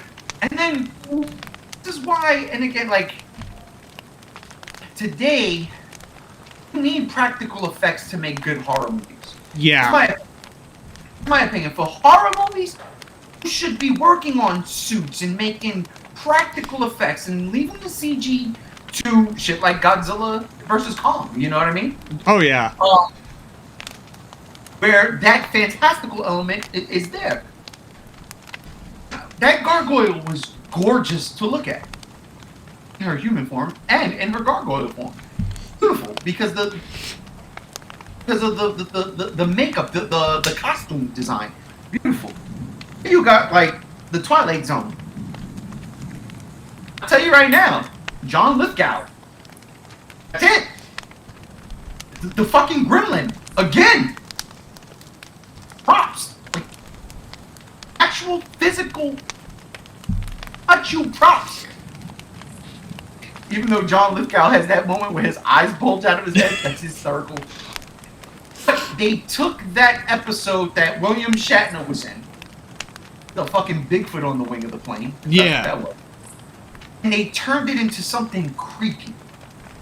because the gremlin in the movie is fucking scary. I mean, it's this bulging eyes, weird looking reptilian with fucking dreadlocks, right?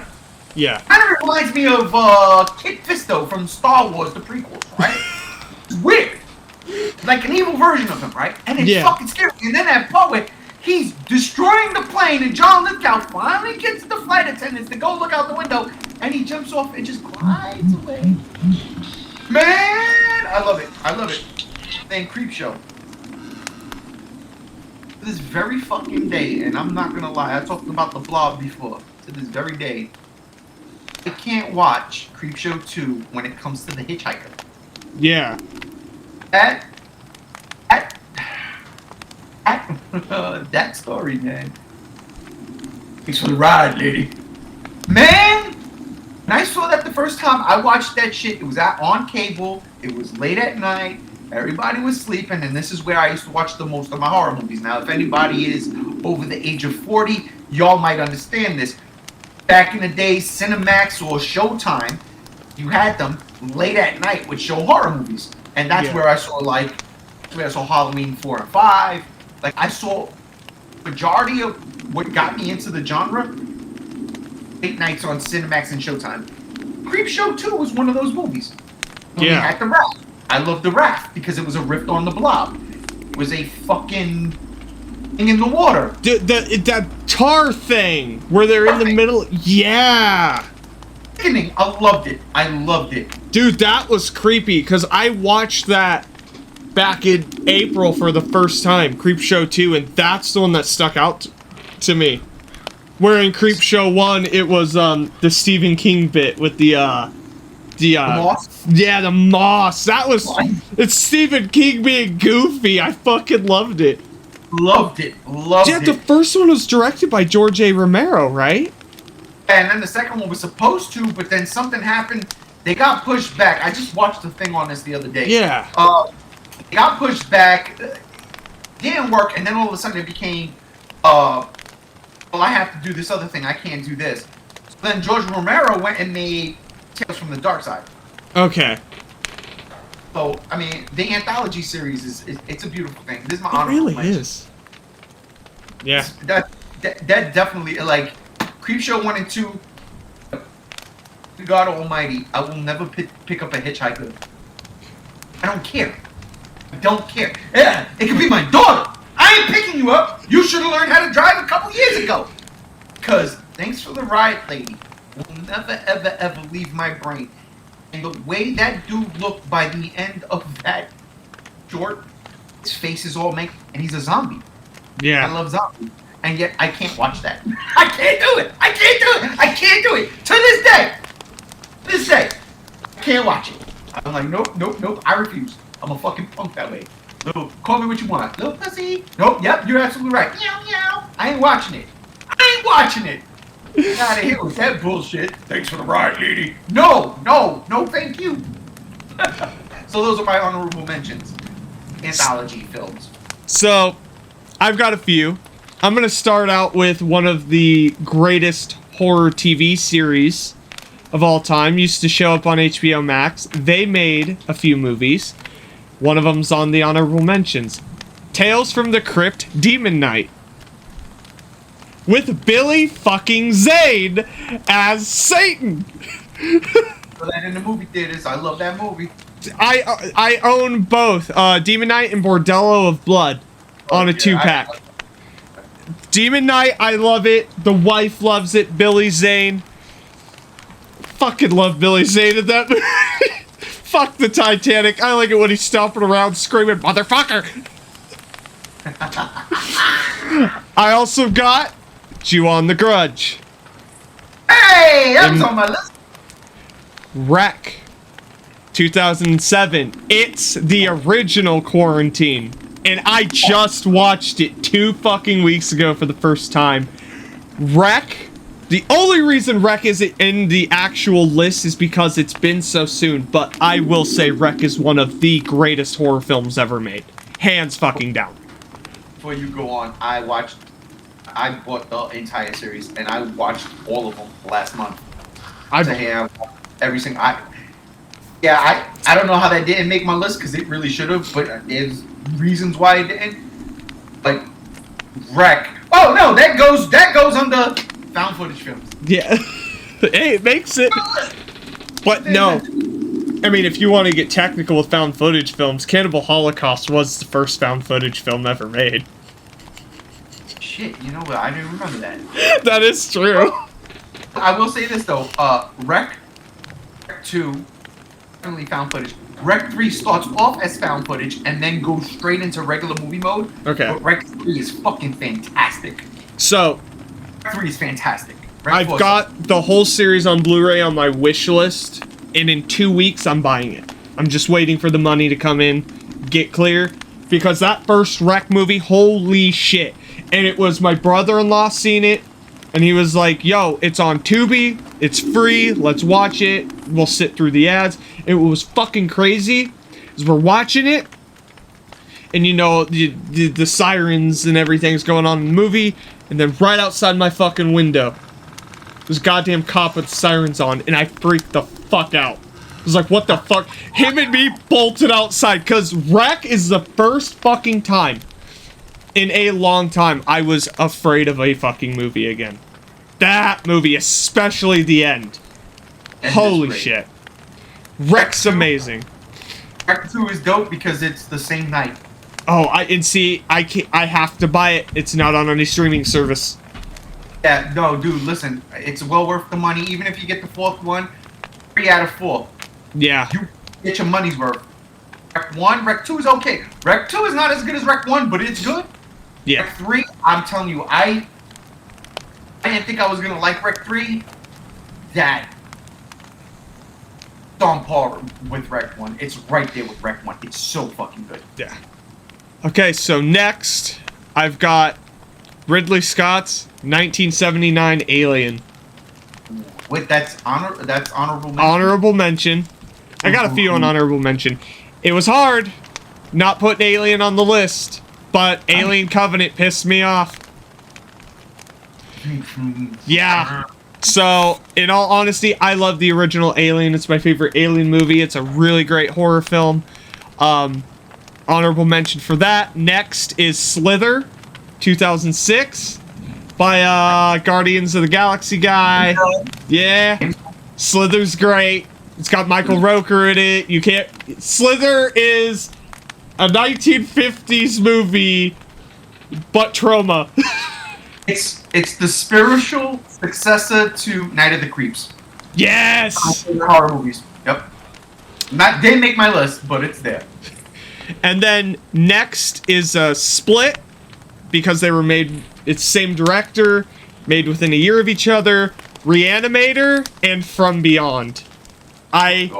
From Beyond, you can't buy that movie. Literally can't buy it. It hasn't been for sale in ages. It's like Dawn of the Dead, the original. You can't fucking find it. It was free on Tubi, and I finally watched it, and I knew I would love that movie. And then when you watch it, because you know you'll love a movie, and you wait so long to watch it, and you're finally able to watch it, and then you love it. It's a weird feeling. It's like, but the Reanimator and From Beyond, Stuart Gordon, they're fucking amazing. And then the last one for the honorable mentions is Bone Tomahawk. Oh shit. No, why? Because Bruce Campbell? No, Bone Tomahawk is a Western cannibal film with Kurt Russell. Kurt Russell. Yeah, Kurt Russell, yeah. I'm thinking of the Elvis one. Sorry. Yeah. Oh, fuck. What is that? That's what I'm thinking of. Yeah, I know. I can't think of it right now for some reason. But no, Bone Tomahawk. That's one of the few times cannibals have been creepy. That movie, goddamn, watch it. Holy fuck. And I went in blind. I was sitting I was at my grandma's with the wifey, my aunt, and the kids. And I was like, yeah, let's watch it. It can't be that bad. I was like, holy fuck, that person's getting cut in half. And he's alive. And the kids are watching. I'm like, turn the fuck away. I didn't know this was going to happen. I've never seen this. Bone Tomahawk is amazing. Alright. So we're down to the last 3. Yep. What's your number 3? Here we go, people. This is where Evil Dead got bumped. Going with a foreign film here. Ooh. First time I watched this movie, I'm dying to see. I was like, I got to watch this. Got to watch this. Because it's in my wheelhouse. It's my genre. Zombies. Got to watch this. It looks good. I don't understand how it could be that good. People are raving. One day, my wife and daughter went out, and they were going to be gone for about 5 hours, 6 hours. They were hanging out with my family, doing the thing. And I love my family. I'm not a family man like that, though. I don't really care. They were doing their thing. I stayed home, and I said, I'm going to watch it. Because I found it on, sites you shouldn't find these things on. I watched Train to Busan. It changed my life ever. So I said, hey, Jim, here it is. That is how you make a fucking zombie movie for today's audience. Okay? Now, listen. Zack Snyder did it. He did it with Dawn of the Dead. Zack Snyder scared the shit. He made me scared of zombies again because he made them run. He made them fast and aggressive. What he did do, and Train to Busan did, was the creepy cracking and basically they went through rigor mortis, came out of it, and then with these ravaged, rabied monsters that were unrelenting. And then you trap them on a train. There's no room to move. None. Stuck. Stuck. And all you can do is keep going forward.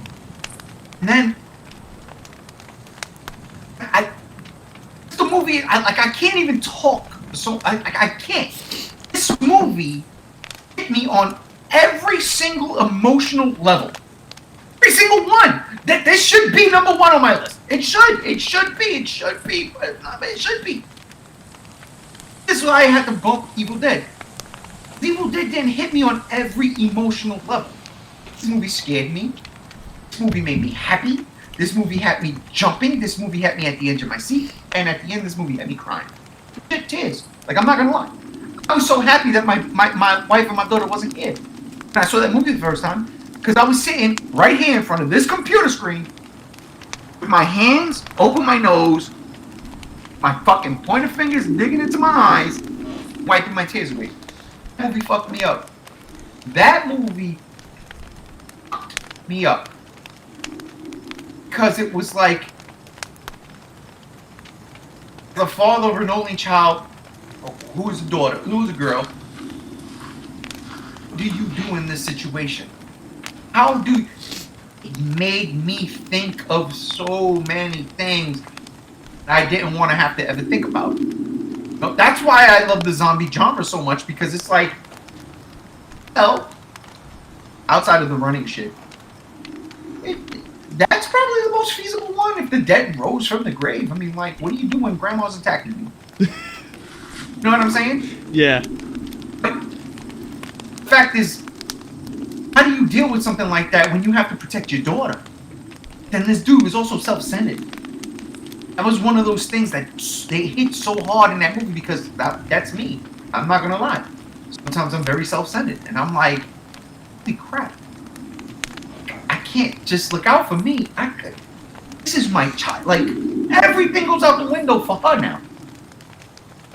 So in the beginning of the movie when, he missed her little recital and she was afraid to do it and she did it, not really wanting to do it. She was kind of like scared up there and they filmed her and she was singing her little recital, but dad wasn't there to watch her. Then the end, look, spoilers. This movie's been out for a while. The sequel's out. Spoilers. The end of the movie when he gets bitten, he starts to turn and the only thing he's thinking about is his daughter. Bro. I was there. I was like, oh my god. But then that wasn't even it. It was when the very end, the daughter's walking through the tunnel. She's singing the song. Just left! Everything left my eyeballs! Everything just left my eyeballs. I was a fucking mess. To the point, I mean, I watched that movie religiously. Not just yearly. I watched that movie like 2-3 times a year. I love it. Last year was the first time I watched it with my wife and my daughter. Yeah. They still hate me. They still hate me. Because I swear, they were wrecked at the end of that movie. My wife and daughter were crying, like sobbing uncontrollably. And they were like, you? Like, they were cursing me out. Because I put them through the emotional ringer. If a movie can do that, it's one of the best movies ever. Oh, yeah. And that movie fucking... And it chokes the life out of me. I love it. I love it. And it's fucking nuts! They run! They chase you! And again, there's this fucking brute dude, he's like a fucking MMA fighter and shit, and he's like, you think he's a dick at first, but he's actually super fucking cool, and oh god, you root for everybody. Root for the people you need to root for, you hate the people you need to hate, and everything is justified. It's unbelievable. And that's the only reason why it takes over, it knocked Evil Dead out. If that movie was never made, Evil Dead is number 3. Yeah. And there's another movie on my list. But that movie is fantastic. It has an animated prequel that I implore everybody to watch because it's just as good. And it's like the start of the whole thing. And it's animated and it's really good. And the sequel, Peninsula, it's okay. It was kind of like Mad Max Fury Road almost. In a zombie post-apocalyptic world. That just sounds... That sounds dope. No, it was dope. It was dope. But the problem was that first movie set such a fucking standard. You know what I mean? That movie set such a fucking standard. It is a pinnacle of zombie genre. It is the absolute, and I'm gonna go out and I'm gonna say it. It is the greatest, as of right now, in my opinion, the greatest for an Asian zombie movie. I can't say foreign movie because Shaun of the Dead, which should have been in my honorable mentions. But I didn't put it on my list because it's a comedy. But Shaun of the Dead is one of my all-time favorite movies. Train to Busan is the greatest Asian horror movie I've ever seen. Ever seen. It's the greatest foreign zombie movie. It blows full cheese zombie out the water. I love that movie. It grabs you and it doesn't let go. It never lets go. You go down with the ship. I'm telling you, I cried. Please don't do that shit to me. I was there. Oh god. Such a great film. I love it. I've got to watch it. I still haven't. I know. I just spoiled everything for you. I didn't know. No, you're good. Dude, King of the Monsters was spoiled for me and I was still like, oh, this is awesome. Yeah, spoilers don't do shit for me. You have terrible taste. You like Halloween 3, so let's not do that here. But that's a horror movie in its own right. Yeah. Alright. Speaking of hard to top the first, my number 3 did. It didn't do it with the sequel, but it did with the third movie. Nightmare on Elm Street Part 3, The Dream Warriors, is my number 3. Yeah. I mean, it's the best one in Nightmare on Elm Street. The characters, every character in that fucking movie. The story, that's the first time they like really start to fight back against Freddy, and it shows how evil Freddy can be, expands the lore, deals with... Time he starts fucking with them. Yeah. It deals with depression, suicidal tendencies, stuff like that. Like, it explores a lot of themes. The movie, it's great. It's got the Dungeon Master in it. The best line in all of Freddy. Welcome to prime time, bitch. Yeah, the quips, like, I mean, you can't beat A Nightmare on Elm Street Part 3. You can't do it. It's the greatest fucking one. It's so... Over Nightmare 1? Yeah. Significantly over Nightmare 1. Because I like the first Nightmare on Elm Street, but... Fuck the third one. My number 2 on Nightmare on Elm Street series is Freddy's Dead. That's the worst case. I gotta go. That's the point. It's so bad that I love it. But no, Nightmare on Elm Street Part 3 was... So I remember, I was big into Freddy vs. Jason. My grandma for Christmas got me, and I still have both to this day, the Nightmare on Elm Street DVD box set where the spine's made up Freddy with the claw behind his back. I still have that. I have that one too, bro. That's the one. Well, and at the same time, Paramount released on DVD the Friday the 13th series. So I got both of those for Christmas.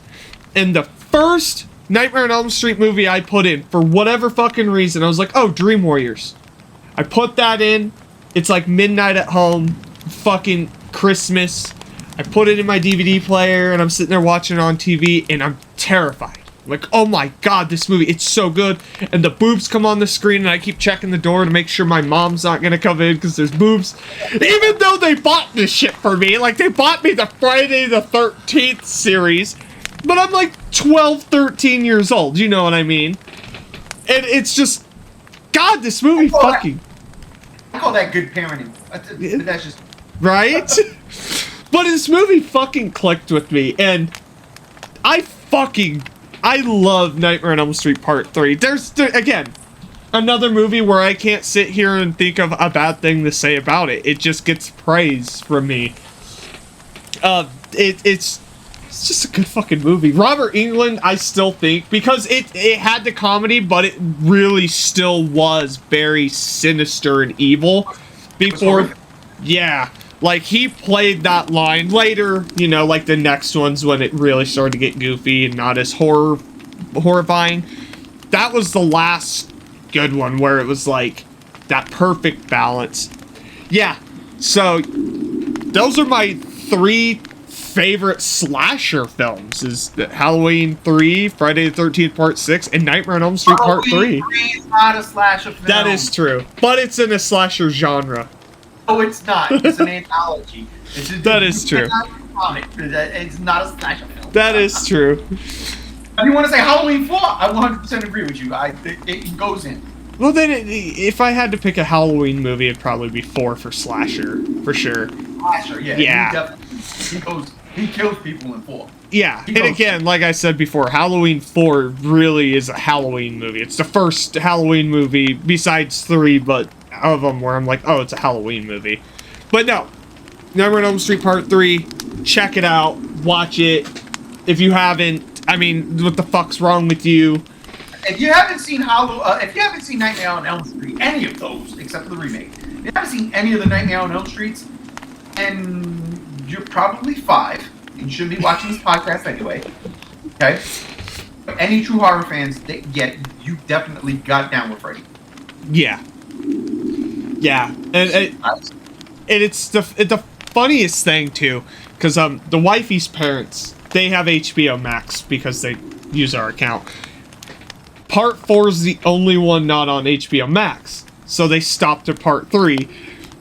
And her dad and me, and her dad's like 50 years old. We're chilling by the pool. We were drinking some beer, and we're just talking about Nightmare on Elm Street Part 3. It's a fucking movie I could always talk about. It is just how good it is. It's weird. It's a weird fucking horror movie where it's just so goddamn good. And it's also got one of the most cringiest death scenes. And I mean, by cringy, I mean like, oh my god, I never want that to happen to me. And when he makes the dude the puppet, and he slices his arms and he pulls his veins out. And from his arms and his feet. Oh. That's horrifying. Dude. Horrifying. They came Again, out fucking the super. suicidal fantasy, yeah. Yeah. Sick. I agree. I mean, I would go 1 first, then 3, but it's very, very, very, very close. Yeah. I really do kind of like 2. I like the eyeball in the mouth part, and then I like when Freddy rips out of his torso and his body, the top half of his body just falls over. Yeah. Again, practical effects, all that shit, and then when he goes, "You are all my children now."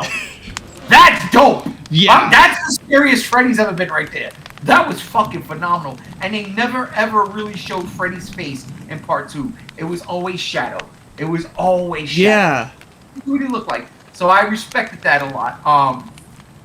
No, I have no problems with that. I saw Nightmare 4 in theaters. My father took us to see that shit.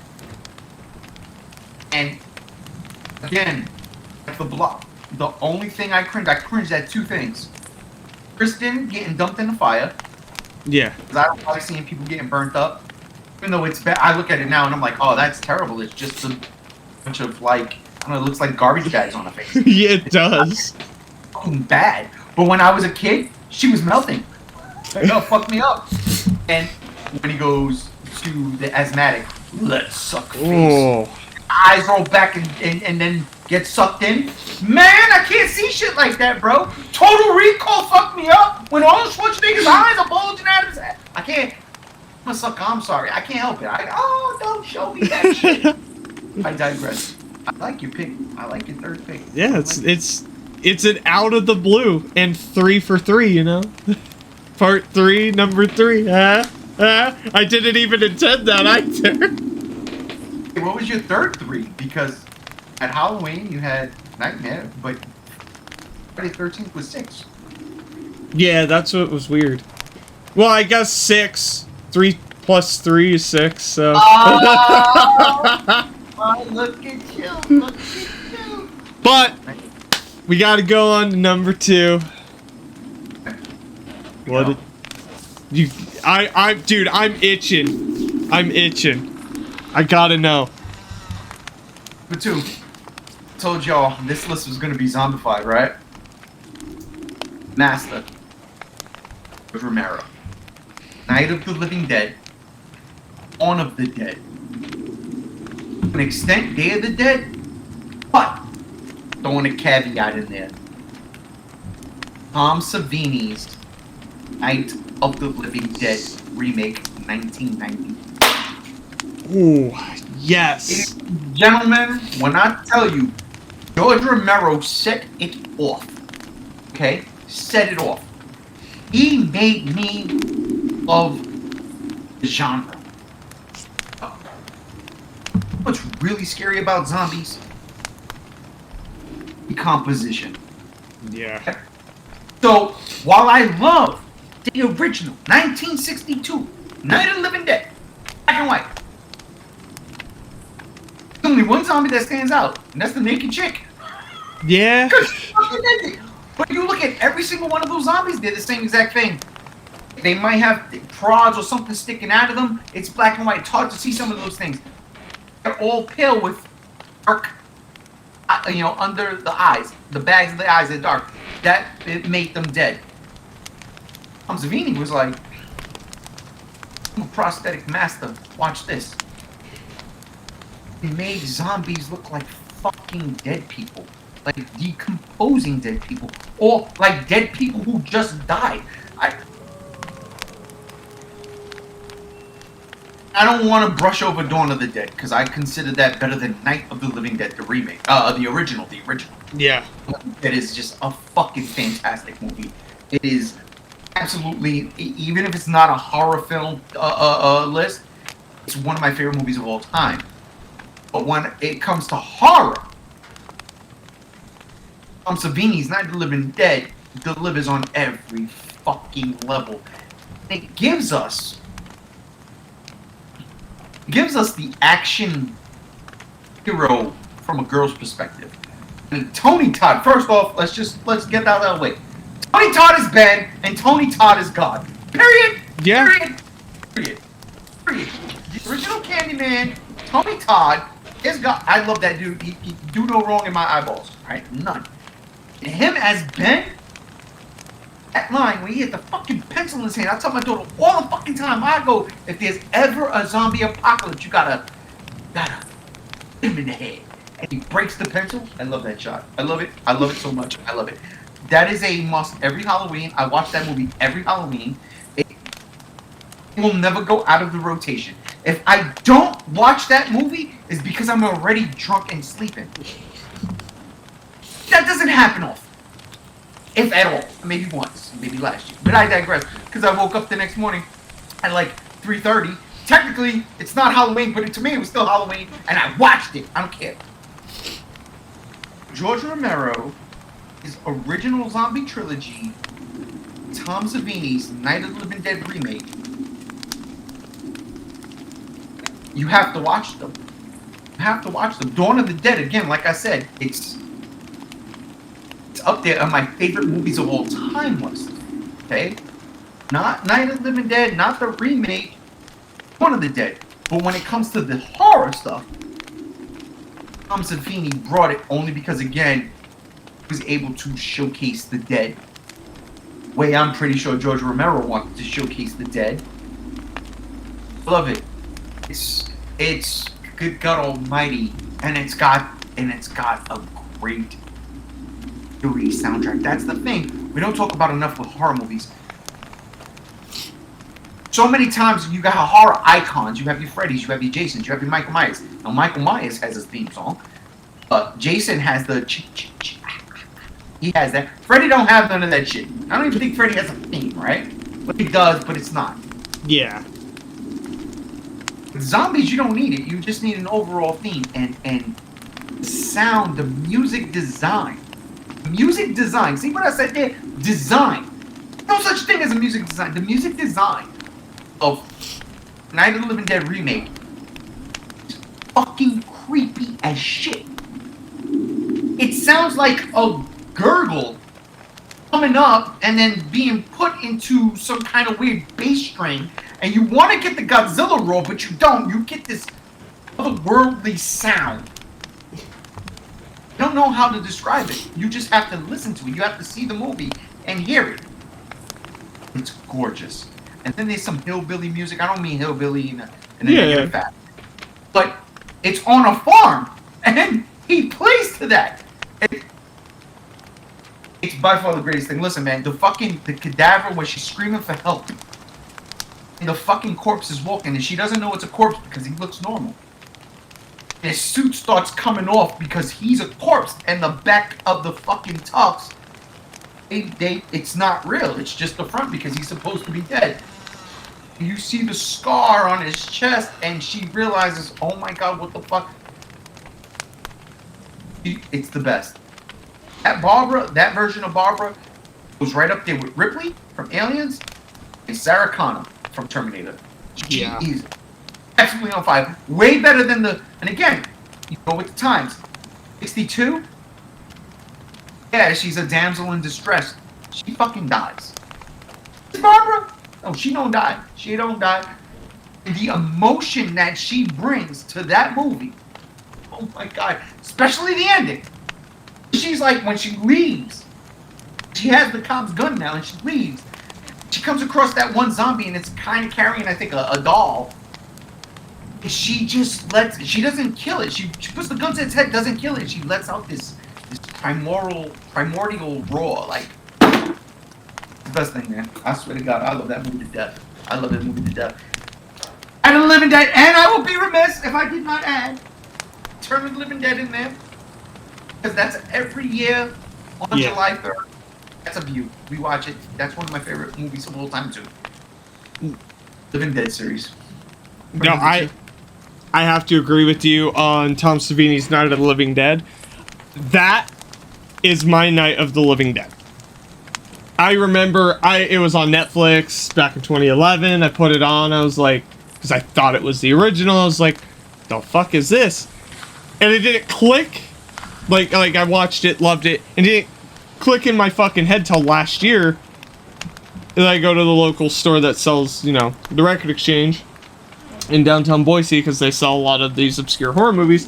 Found it there for $3 on DVD. watched it, and I'm like, I showed the wifey, and she was like, oh my god, this is so much better. And I was like, yeah, Tom Savini directed it. She's like, who's Tom Savini? I was like, remember from Dusk Till Dawn, the penis revolver? And she was like, that's Tom Savini. And then I showed her a list of the special effects he did for the movies he was in, and she was like, holy fuck. I was like, yeah, Tom Savini. And I hear he's the nicest fucking guy, too. Yeah, and he doesn't like prosthetics on his face. Yeah. He played the Crypt Keeper in Creepshow 2. Really? He played the Creeper. And, you know, he was like, he didn't want to do it, but he did it because he's dedicated to the cause. I love Tom Savini. Oh, yeah. I love that dude. I love everything he's done. I really do. And, hell, I mean, think about it. The original Dawn of the Dead. The makeup effects were crazy. When the beginning, when they're in the projects, and the wife runs to the husband, who's a zombie now. He takes a chunk out of her fucking neck. It's still one of the. It looks so real. Dude, it was like a dude taking a chunk out of a hamburger. Like, it was no effort. Now, it was, that's one of those things I throw it up there, too, because, again, Dawn of the Dead was the first time. I mean, Night of the Living Dead, you seen them, they were eating stuff. You couldn't tell they were eating it. Dawn of the Dead, they showed them ripping into the biker's intestines. Tom Savini is the victim. Yeah. And his intestines ripped apart. And it's glorious. And that same zombie, the Tom Savini zombie, is in Land of the Dead. Yes, he is. I love it. So, before I get to my 2, I gotta get another beer. Because I've got things to say about these movies. Oh god, he's up to number 2, I'm up to number 1. I love it. Ladies and gentlemen, this is why I keep it cooler. This is why I keep it cooler. He got to run upstairs. I don't have to go nowhere. Just gotta that. I just gotta go and grab it. Oh my god, there's only 2 left in this cooler. I might as well save that for a little bit.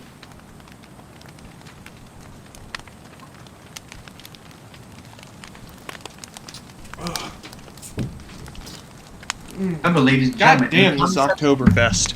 Comic section in the comments section, tell them to get a cooler. All right, I got a fresh beer. Oh, I'll hear all of it. I'm telling you, I'm gonna be editing this tomorrow. This should be up. Watch, I'm gonna fucking make a joke about it. This should be up by October 1st. As I say that, it's not gonna be up by October 1st, and I'm gonna have to add that fucking edited. It's not.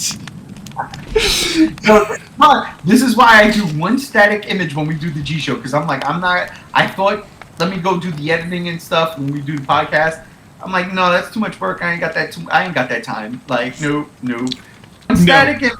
This is what we're talking about, and there you go. No, and like for me, I just want to go all out with this. I really do. Listen, man, do it. Seriously. Oh, it's gonna be a whole other level. Anyways, so I've got 2 for my number 2. 2 for my 2. I'm not gonna say them both at once because I want both of them to have their own little bit of time. I know I don't want to take up a lot of time on them. I don't want to be that guy, but these both have to be said. So my first number 2 is Michael Doherty's Trick or Treat. Oh. Yeah. That's the definitive Halloween movie. It's a movie about Halloween. Halloween finally has an icon, Sam. And it's funny because when this movie came out, nobody gave a shit. If you haven't noticed, the past 3 to 4 years, especially this year, there is a whole fucking shit ton of Trick or Treat Sam in all the Halloween stores. It's because Sam has finally been recognized as the horror or the Halloween icon. Trick or Treat's a great movie. It's a fantastic movie. I don't know why we haven't got a sequel. Hurry the fuck up, Doherty. God damn it. In my eyes, he's 3 for 3. He's knocked 3 out of the park. I'm waiting for that 4th. I know. But He whiffed one. But But Trick or Treat, for the first time this October, is going to theaters. What? Yeah, it was a straight to DVD Blu-ray in 2009. Michael Doherty announced on Twitter it'll be in theaters for the month of October for the first time ever. I've never been so... Huh? I'll finally get to see it. You haven't seen Trick or Treat? I'm not gonna spoil that fucking movie for... I'm not gonna spoil shit other than you've seen Sam.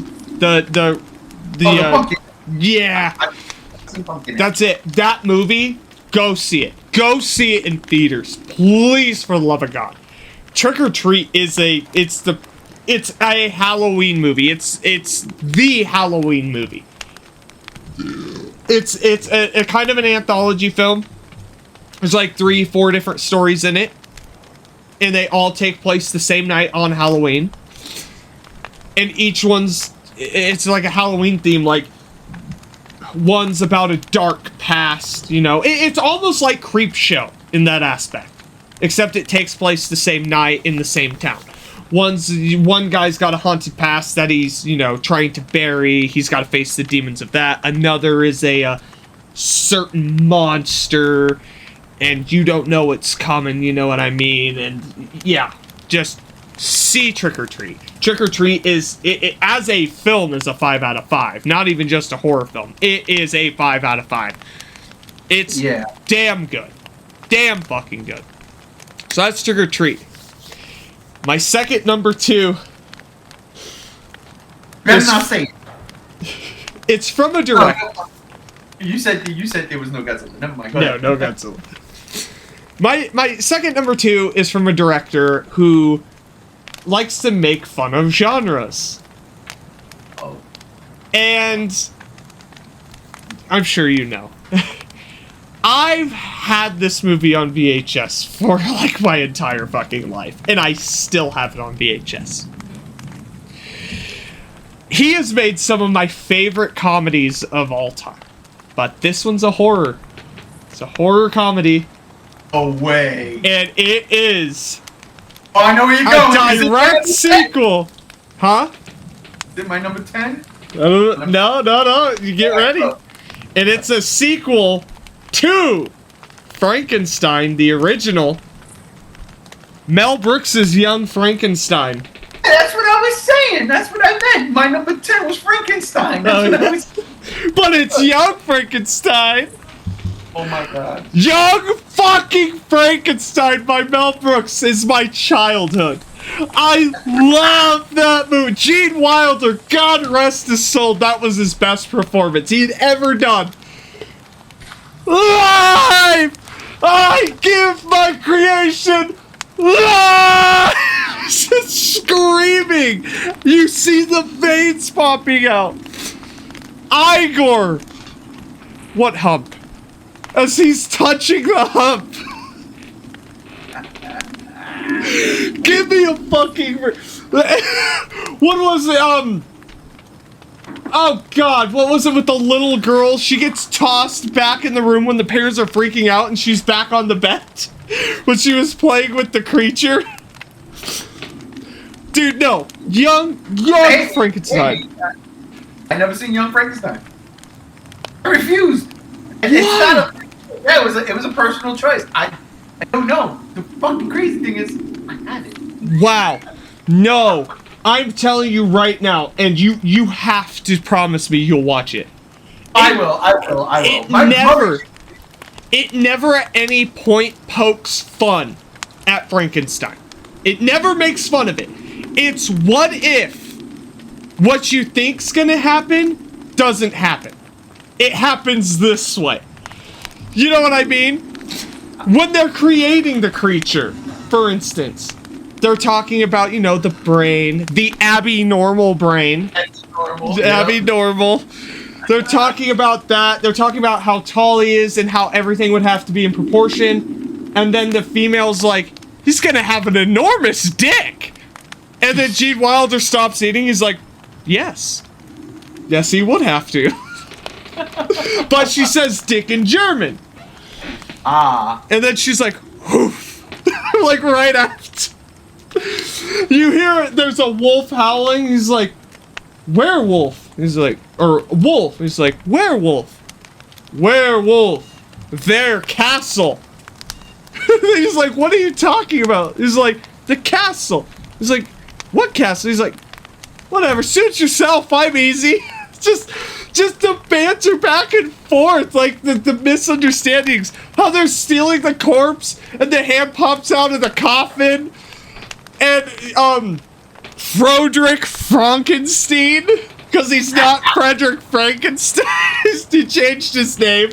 A cop comes over, or an officer, and he puts one hand behind his back, takes the hand of the corpse, and is like acting like it's his hand, and he's like picking the nails while the officer's talking, slapping it together. Shit's fucking excellent. And it's a horror comedy, but it could. If you watch all the Frankenstein movies, this theoretically could absolutely fucking fit into the timeline as one of the sequels. It's not out of the realm of possibility. I can see that. Yeah. Written by Gene Wilder. He wrote it. And he stars in it. Directed by Mel Brooks. Yeah. Maybe that's why I never watched it, because I didn't see Mel Brooks on it. You know what I mean? Yeah. Like, Mel Brooks has a thing. The way Mel Brooks spoofs, don't get me. Listen, I love Mel Brooks. Period. Baseballs, Robin Hood Men in Tights, two of my all-time favorite movies ever. If we ever have a comedy list, Spaceballs is probably number 1. Oh, dude. Robin Hood Men in Tights is probably number 3, only because of Monty Python and the Holy Grail. Yeah. You know what I mean? Because he's the greatest. He is the greatest. I have it. My brother gave me the Mel Brooks collection. Just, no, I just, again, it was a personal thing. I was like, nah, man, don't do that. And I shouldn't, because here I am, I'm a lover of Star Wars. I love Spaceballs, but I should be like, don't do that. That's not right. You know? Spaceballs is great. Wow, okay, Young Frankenstein. I'm telling you. And Young Frankenstein was the last thing I added to this list because I sat here ready to call you and I was like, how the absolute fuck could I leave Young Frankenstein off the list? Because it's a Universal monster movie played just... It's like... It's hard to explain the comedy because it's like what you expect to happen from Frankenstein. The opposite would happen, you know, when the little girl gets thrown in the water and she drowns. Nah, she gets knocked into her room on her bed when the parents are freaking out looking for her, and they go up there and they're like, oh, she was taking a nap this whole time. Or the cigar scene from one of the Frankenstein movies. That's Bride of Frankenstein. Yeah, he goes to the blind man's like, please, Lord, I'm just asking for one visitor. And then Frankenstein's monster bursts through the door, and the blind guy's like, thank you, Lord. Like, serves them soup, but it doesn't go how you think. They smoke cigars. It doesn't go how you think. It plays up, and it's fucking excellent. And I'm telling you, I don't know how they could sell a Universal monster movie set without Young Frankenstein, because it absolutely deserves to be an official sequel. That's funny you mentioned that, because now I think about it, Halloween 5 starts off with Michael Myers with a blind guy. It's totally fucking Bride of Frankenstein. Exact. Oh my god, the exact same way too. Holy shit. Holy shit. Holy shit. Michael Myers gets shot up and falls into the crypt, right? That's the end of Halloween 4. Frankenstein is in the windmill, it burns down. That's the end of Frankenstein. Halloween 5 starts. Hear the Michael Myers digs a fucking hole from the crypt. All of a sudden, he's in the river. Pretty sure Frankenstein ended up in a river and then washed up ashore to a blind guy's house. Oh my god, same movie. Oh my god. Digress. But I recommend both Trick or Treat, especially see Trick or Treat in theaters. Young Frankenstein, one of the greatest films. Again, I love films, and it's funny because my top 10 movie list has some of my genuinely favorite movies on there, and Young Frankenstein is one of them. And I agree with that because, like, I left Shaun of the Dead off this list because I thought it was just straight horror. Shaun of the Dead is that's the Young Frankenstein to my, Yeah. George Romero. That movie is a perfect fucking film. I guess I should have been more specific because any horror comedy, any of it can be on the fucking list. Yeah, in that case, I would have put Bio-Zombie on the fucking list. I love that movie. It's hard to find, but that's one of my favorite fucking movies, but I digress. Alright, so we are there. We are down to number 1, my 3 number ones. But there's a common theme with my number ones. But we're gonna start with you and your number 1. I need to know. I have to know. Because I honestly thought your number 1 was your number 2. Really? I did. I really thought, especially Return of the Living Dead, because we talk about that movie so goddamn much. I'm busting in the damn head. Oh, I love that movie so much. I know. God. All right. Well, ready for a surprise? I'm ready. My number 1. Nobody's gonna like this. My number 1 is Hocus Pocus. Fool you! I was fucking really thinking about it for a second. I was like, wait, fucking why? Is it Sarah Jessica Parker? Like, hot. She's hot. That's all I'm gonna say. yeah, in the one movie where she is. After brought her, she's in another movie with Bruce Willis. I forgot the name of it. She was hot in that too. She's also in Ed Wood with Johnny Depp. Which is a great fucking horror movie. Yeah. Or a great documentary about horror filmmaker. Ed Wood is great. That's classic. I love that movie. No, okay, my number 1 is not Hocus Pocus. Okay, ready for this? My number 1 is a man. My number 1 is John Carpenter. Okay? Mm-hmm. Here's the deal, people. Say what you will. JR say what he wants. John Carpenter gave us Michael Myers, the first legit slasher on Hollywood screen. Okay? Not even my favorite. John Carpenter remade a fucking movie from the 50s, sci-fi horror boom, turned it into one of the greatest body horror films of all time. John Carpenter's The Thing. My man R.J. McCready, a.k.a. Kurt Russell. Digress though. My all-time favorite John Carpenter movie is a tie. It is a tie between The Thing. Because we're doing this horror thing, and it's Halloween. My favorite all-time, number 1, John Carpenter movie is Hog. You talk about scary? This is the last movie I watch every Halloween. This is the last movie I watch every Halloween. John Carpenter's Hog. He has one thing that he does, and he does brilliantly. He does his own soundtracks. Let's not fucking take for granted the greatness that is the Halloween theme. You can go some more detail, Halloween. You can take that. I love it. But that will never ever top Michael Myers' piano. Yeah. Never. Will never. John Carpenter's The Thing. You talk about scary music. Again, we go to the synth.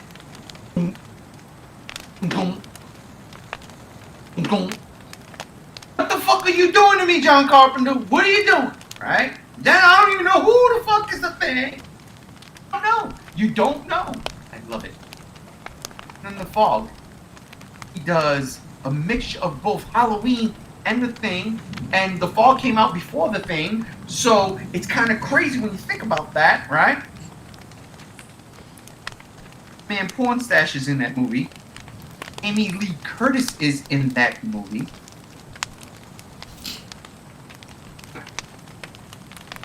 can't. I can't even express. I don't like Ghost of Mars, right? I don't. When I say John Carpenter, I mean what he's done for the genre. He's done exactly what George A. Romero has done for the genre. The difference is, John Carpenter, different versions of the genre. This is why he's number one, and not George Romero. George Romero did the zombies, and don't get me wrong. Oh God, what was it? He did several. He did Monkey Shine. Fuck, he did the anthology movies. What the Crazies? He did the Crazies. Listen, the original Crazies. I fucking love that movie. It's so simple. It was like filmed on $5 budget. $5. I love that movie, and the remake ain't bad either. Like The Fog, that remake sucks. John Carpenter, he literally took this genre, put it up here. Took that genre, put it up here. Took that genre, put it up here. He is the fucking master of horror filmmaker. Of horror filmmaking. Period. He really, really, really, really is. It's kind of like if you want to argue, like James Cameron being like the greatest action director because of Aliens, because of Terminator 2. Fuck, you could throw Avatar in there. True Lies. There's reasons. Like, oh, this dude, he got it. John Carpenter, to this day, he is the greatest horror movie director I've ever seen because he has taken a different genre and blew it up. He took the slasher film, made Michael Myers a household fucking name. That theme scares people across the fucking globe. It is iconic. It is as iconic as Superman's S on his fucking chest. It is. I'm talking about The Fog is my fucking favorite movie. That is not as worldwide known. Fog is C-list. Probably D-list. It's so well crafted, so well made, and so scary because it's fucking natural phenomena. It's The Fog. Back in Brooklyn, whenever The Fog rolled in, I used to love to go out in it. Because I wanted to see if there was any ghost pirates. Seriously. It scared the shit out of me. It scared me to death. It was like, if this is the way to go, then this is the way to go. And I'd go out in that shit. And watch that movie and I could smell the ocean. And I live in the desert. You know what I mean? Yeah. I live in a desert. Again, it's fucking Escape from New York. Like, that's not even a horror movie, but it could be interpreted as one. Assault on Precinct 13. A horror movie, but you can interpret it as one because of the idea behind it. The actual scary, supernatural things that aren't normal shit, The Fog, The Thing, Michael Myers, Halloween. They Live. Hey, They Live's my favorite John Carpenter film. That's what I'm saying. It's there. It's fucking there. John Carpenter is my number one. Dude. He is. I love him to death. I love his movies. Not all of them, but the ones that matter. And again, the older ones. The older, the better. I love The Fog. That's the last movie I watch every Halloween. And if I fall asleep, like I said, I watch Night of the Living Dead, then I watch The Fog right after it. And then I'll put on Return of Godzilla because now it's my birthday. And now we rock and roll. Your birthday's November 1st? Mm-hmm. See, and I never knew that. My buddy, Travis's birthday was fucking Tuesday. I didn't know that. I know people like all of these times, and I never remember birthdays just because I'm an asshole. That's why I love Halloween so much, because, my birthday's right there. And that's why I do these marathons on Halloween, And I literally just incorporated the thing into it. It was, I forgot what it was in the beginning. Oh, it was Return of the Living Dead, and then the original Night of the Living Dead. Then I took Return of the Living Dead and I put it to July 3rd. Yeah. The annual thing. Yeah, no. Night of the Living Dead, Tom Savini, and then The Fog.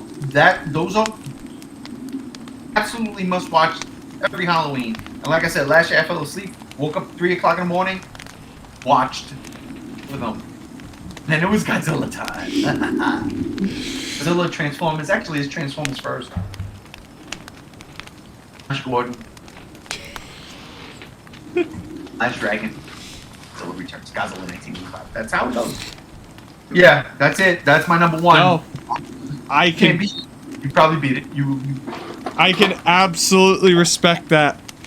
And I'm gonna say this before I say my 3 number ones. 3. Well, I can't be mad because I just had a whole fucking. Well, there's a theme with all 3 of the dead.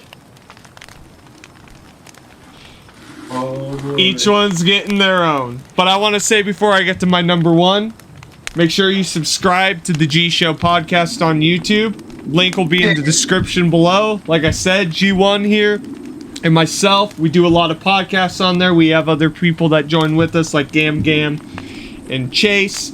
They're usually with us. And Chase, we Yeah. love you.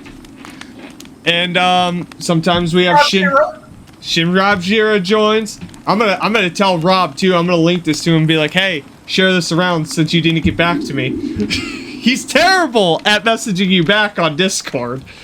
But apparently you gotta message him on Twitter, and I'm hardly ever on Twitter, so. This is the number 1 horror movie of all time. I don't have one because I'm so scared. But I'm about to ruin this all. So, I love zombie movies.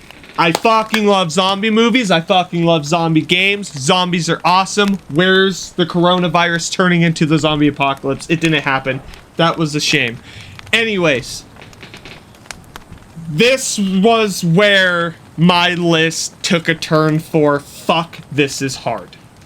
See, most of the movies I put on here are a specific genre or genres. But then I get to my number 1 and I'm like, well, I fucking love zombie movies. There's 3 zombie movies that are my favorite zombie movies of all time. So I'll start with the first one and I'll do it by year. Makes it easier that way. 1978, Dawn of the Dead. It's fucking classic. It's one of the hardest movies to find, and I fucking found it brand new, $40, special edition, 3-disc set with all 3 different versions on DVD at a fucking video game store for $40. $40. Dawn of the Dead. I fucking love it. The theme song by Goblin. I forget the Italian name to it, but you know the song.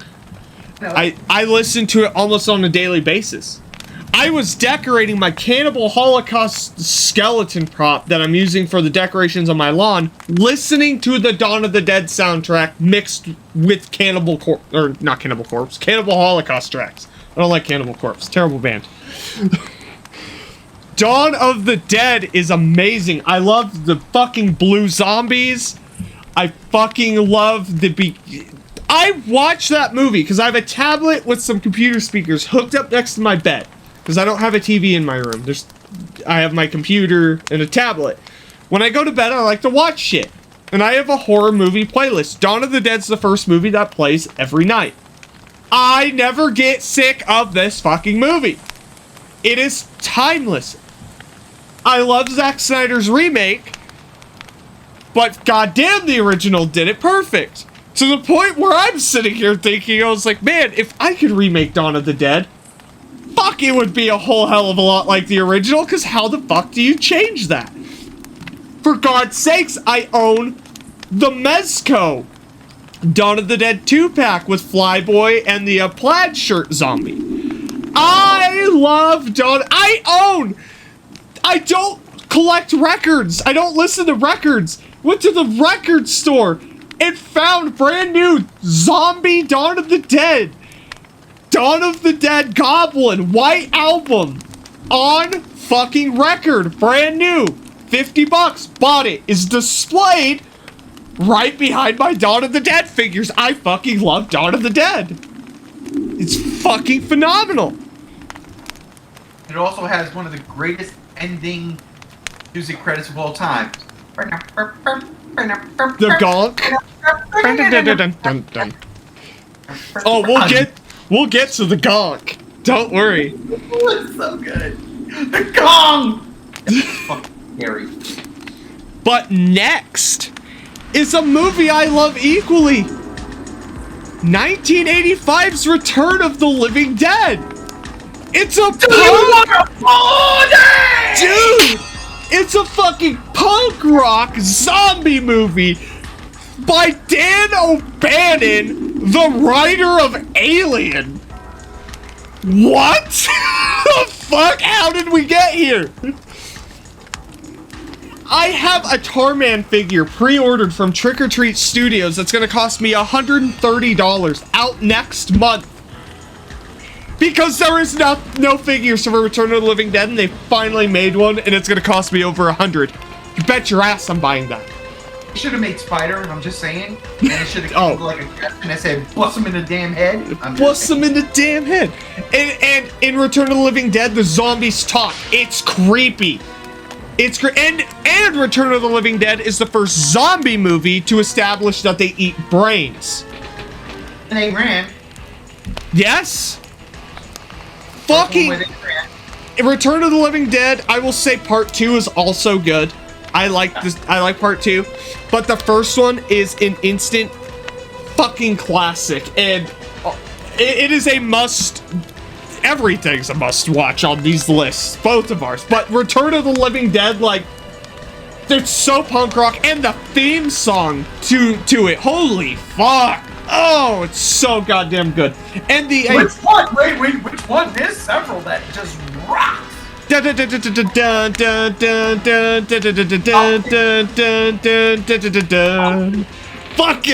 oh. Oh! Didn't mean to turn Living Dead Part 3. Why did you have the hot chick but just ruin the movie? Yeah, right? No. I love Return of the Living Dead. It is fucking incredible. And I have to get to my last. You could almost say that this is the definitive number 1. Because it encompasses all the great zombie movies. It has 2 of the greatest actors and writers, 3 of the greatest writers, and 1 of the greatest directors of all time. Oh, fucking way. You're not going. Shaun of the Dead is my number fucking 1. You can't beat it. It is every zombie movie, but better. It is such a good fucking movie. I have the original Shaun NECA figure. I have Shaun of the Dead shirts. I have the special edition steel case Target exclusive Blu-ray with the record on it of Shaun of the Dead. I have my original DVD of Shaun of the Dead when it first came out. I have the triple pack 4K Blu-ray set with Shaun of the Dead, Hot Fuzz, and The World's End. Shaun of the fucking Dead. It's it. That's it. How do you make a horror comedy romantic movie with zombies? How do you do it? Oh, I know how. You get 3 of the greatest writers of all time, 2 of the greatest actors of all time, and 1 of the greatest directors of all time.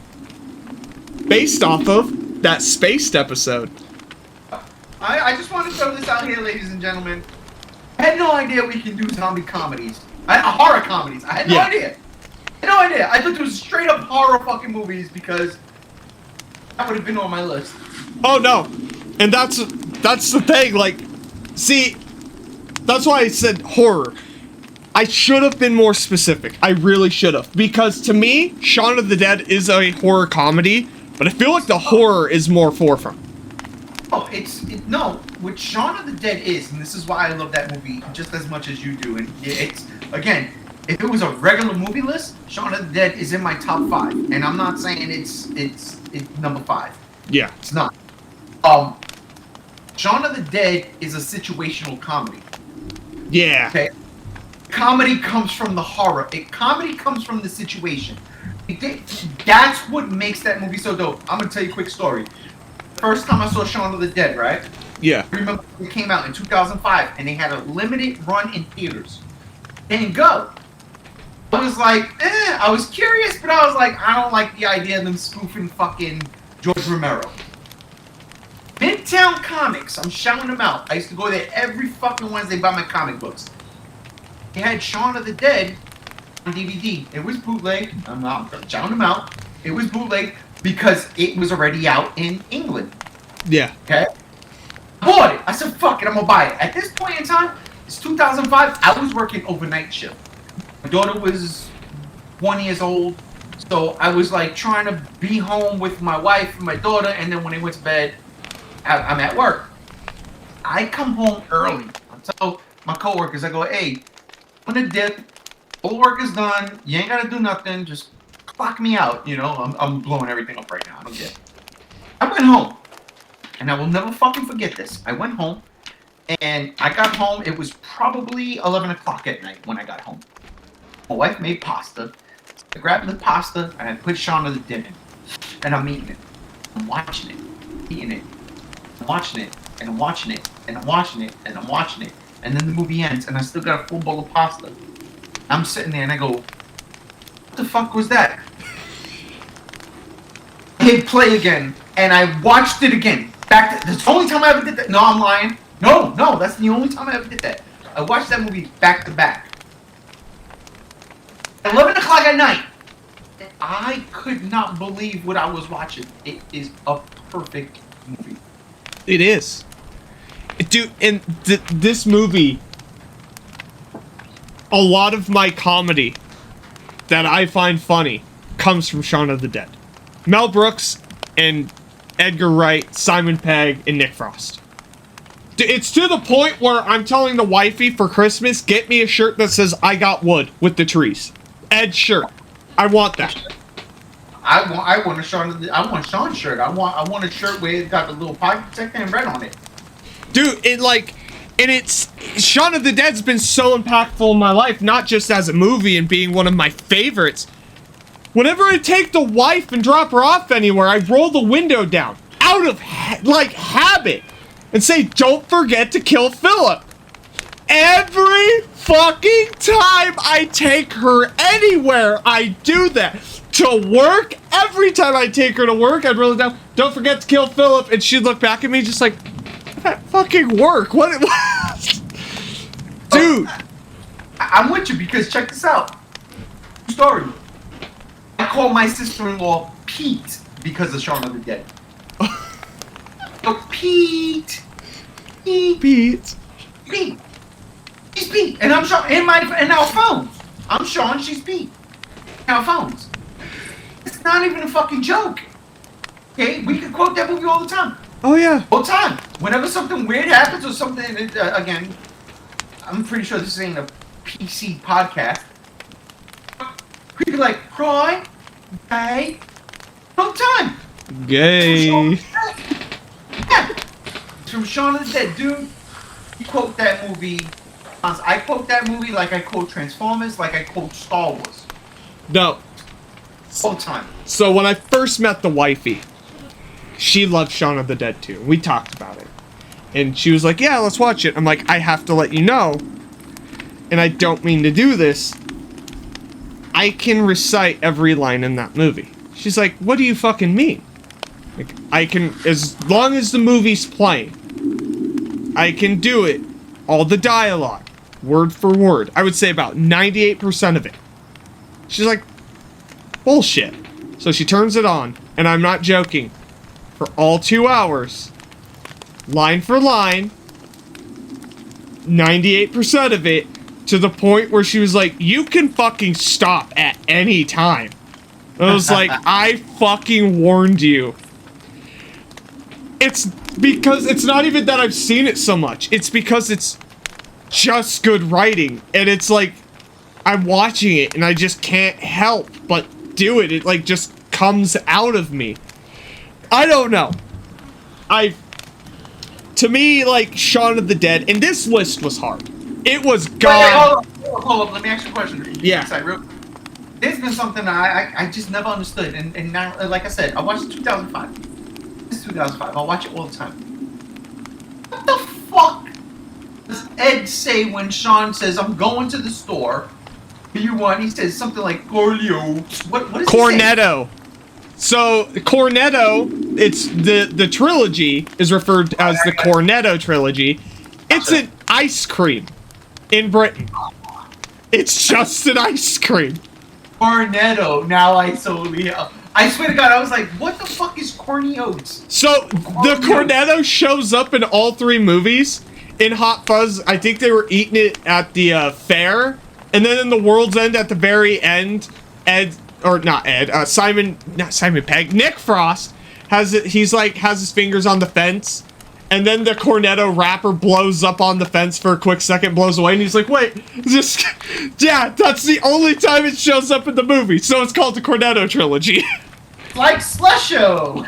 Yes, but no, this list was fucking difficult, but something became apparent real quick. Is no matter what I did, what I said, Shaun of the Dead was going to be number one. You can't beat it. Trick or Treat is the perfect Halloween movie. Shaun of the Dead's a perfect movie. Period. Young Frankenstein's a perfect comedy, and it pays tribute, and it could fit into Universal Monsters. Shaun of the Dead's a perfect movie. Dawn of the Dead's a great zombie movie. Shaun of the Dead's a perfect movie. It's hard. It was such a hard list to make, but that became clear in the very fucking beginning.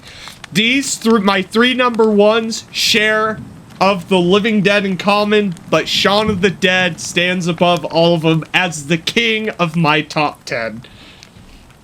I can't argue with you. The only thing I can say is you should have told me. I know. If Luke Skywalker told to the ghost of Obi-Wan Kenobi, then why didn't you tell me? Just told me. It's a different list. It's a little bit of a different list, but respect. I love Shaun of the Dead. Like I said, when it goes to the movies, like separate movie, a 5. I'm not gonna tell you where it is, but it's not number 5. Or number 4. No, my top 5 favorite movies of all time. It's definitely fucking in there. Like, dude, if we were to ever do top 10 favorite movies of all time, that would be a difficult list. I'll tell you right now, number 1 is Hocus Pocus.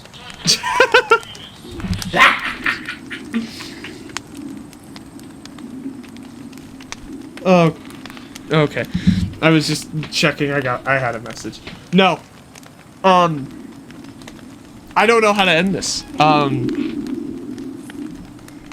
I just. That's it, ladies and gentlemen, for this episode of the. No. Listen to what we say. Go watch these movies. This has been great. This has been fun. Thank you. Again, we've been talking about this for a while, and I just was like, no, we're gonna fucking do it. We're gonna fucking do it, and I'll get it out by October.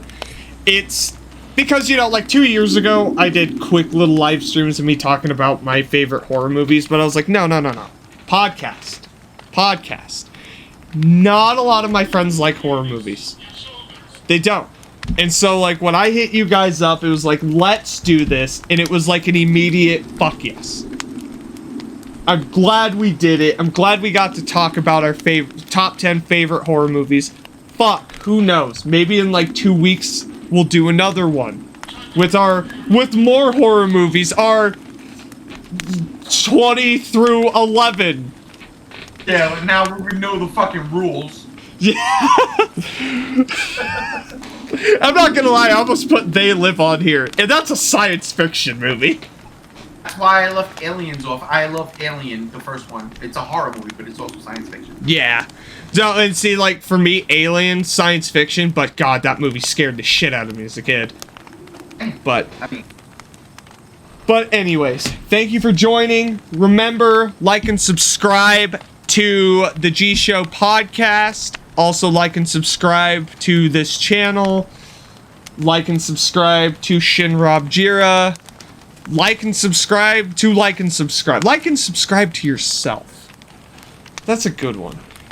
And a word to the wise. Probably don't chug 3 beers when you've been planning a podcast because I gotta pee again. Don't chug 8. Jesus Christ. Holy shit. I'm on my 3rd. No, I'm old and fat and I'm ready to go. I gotta work tomorrow. This has been fun. Thanks for joining me, man. Absolutely, brother. I appreciate it. And we will be doing another fucking one soon. Do not worry about that. Alright. Fuck off.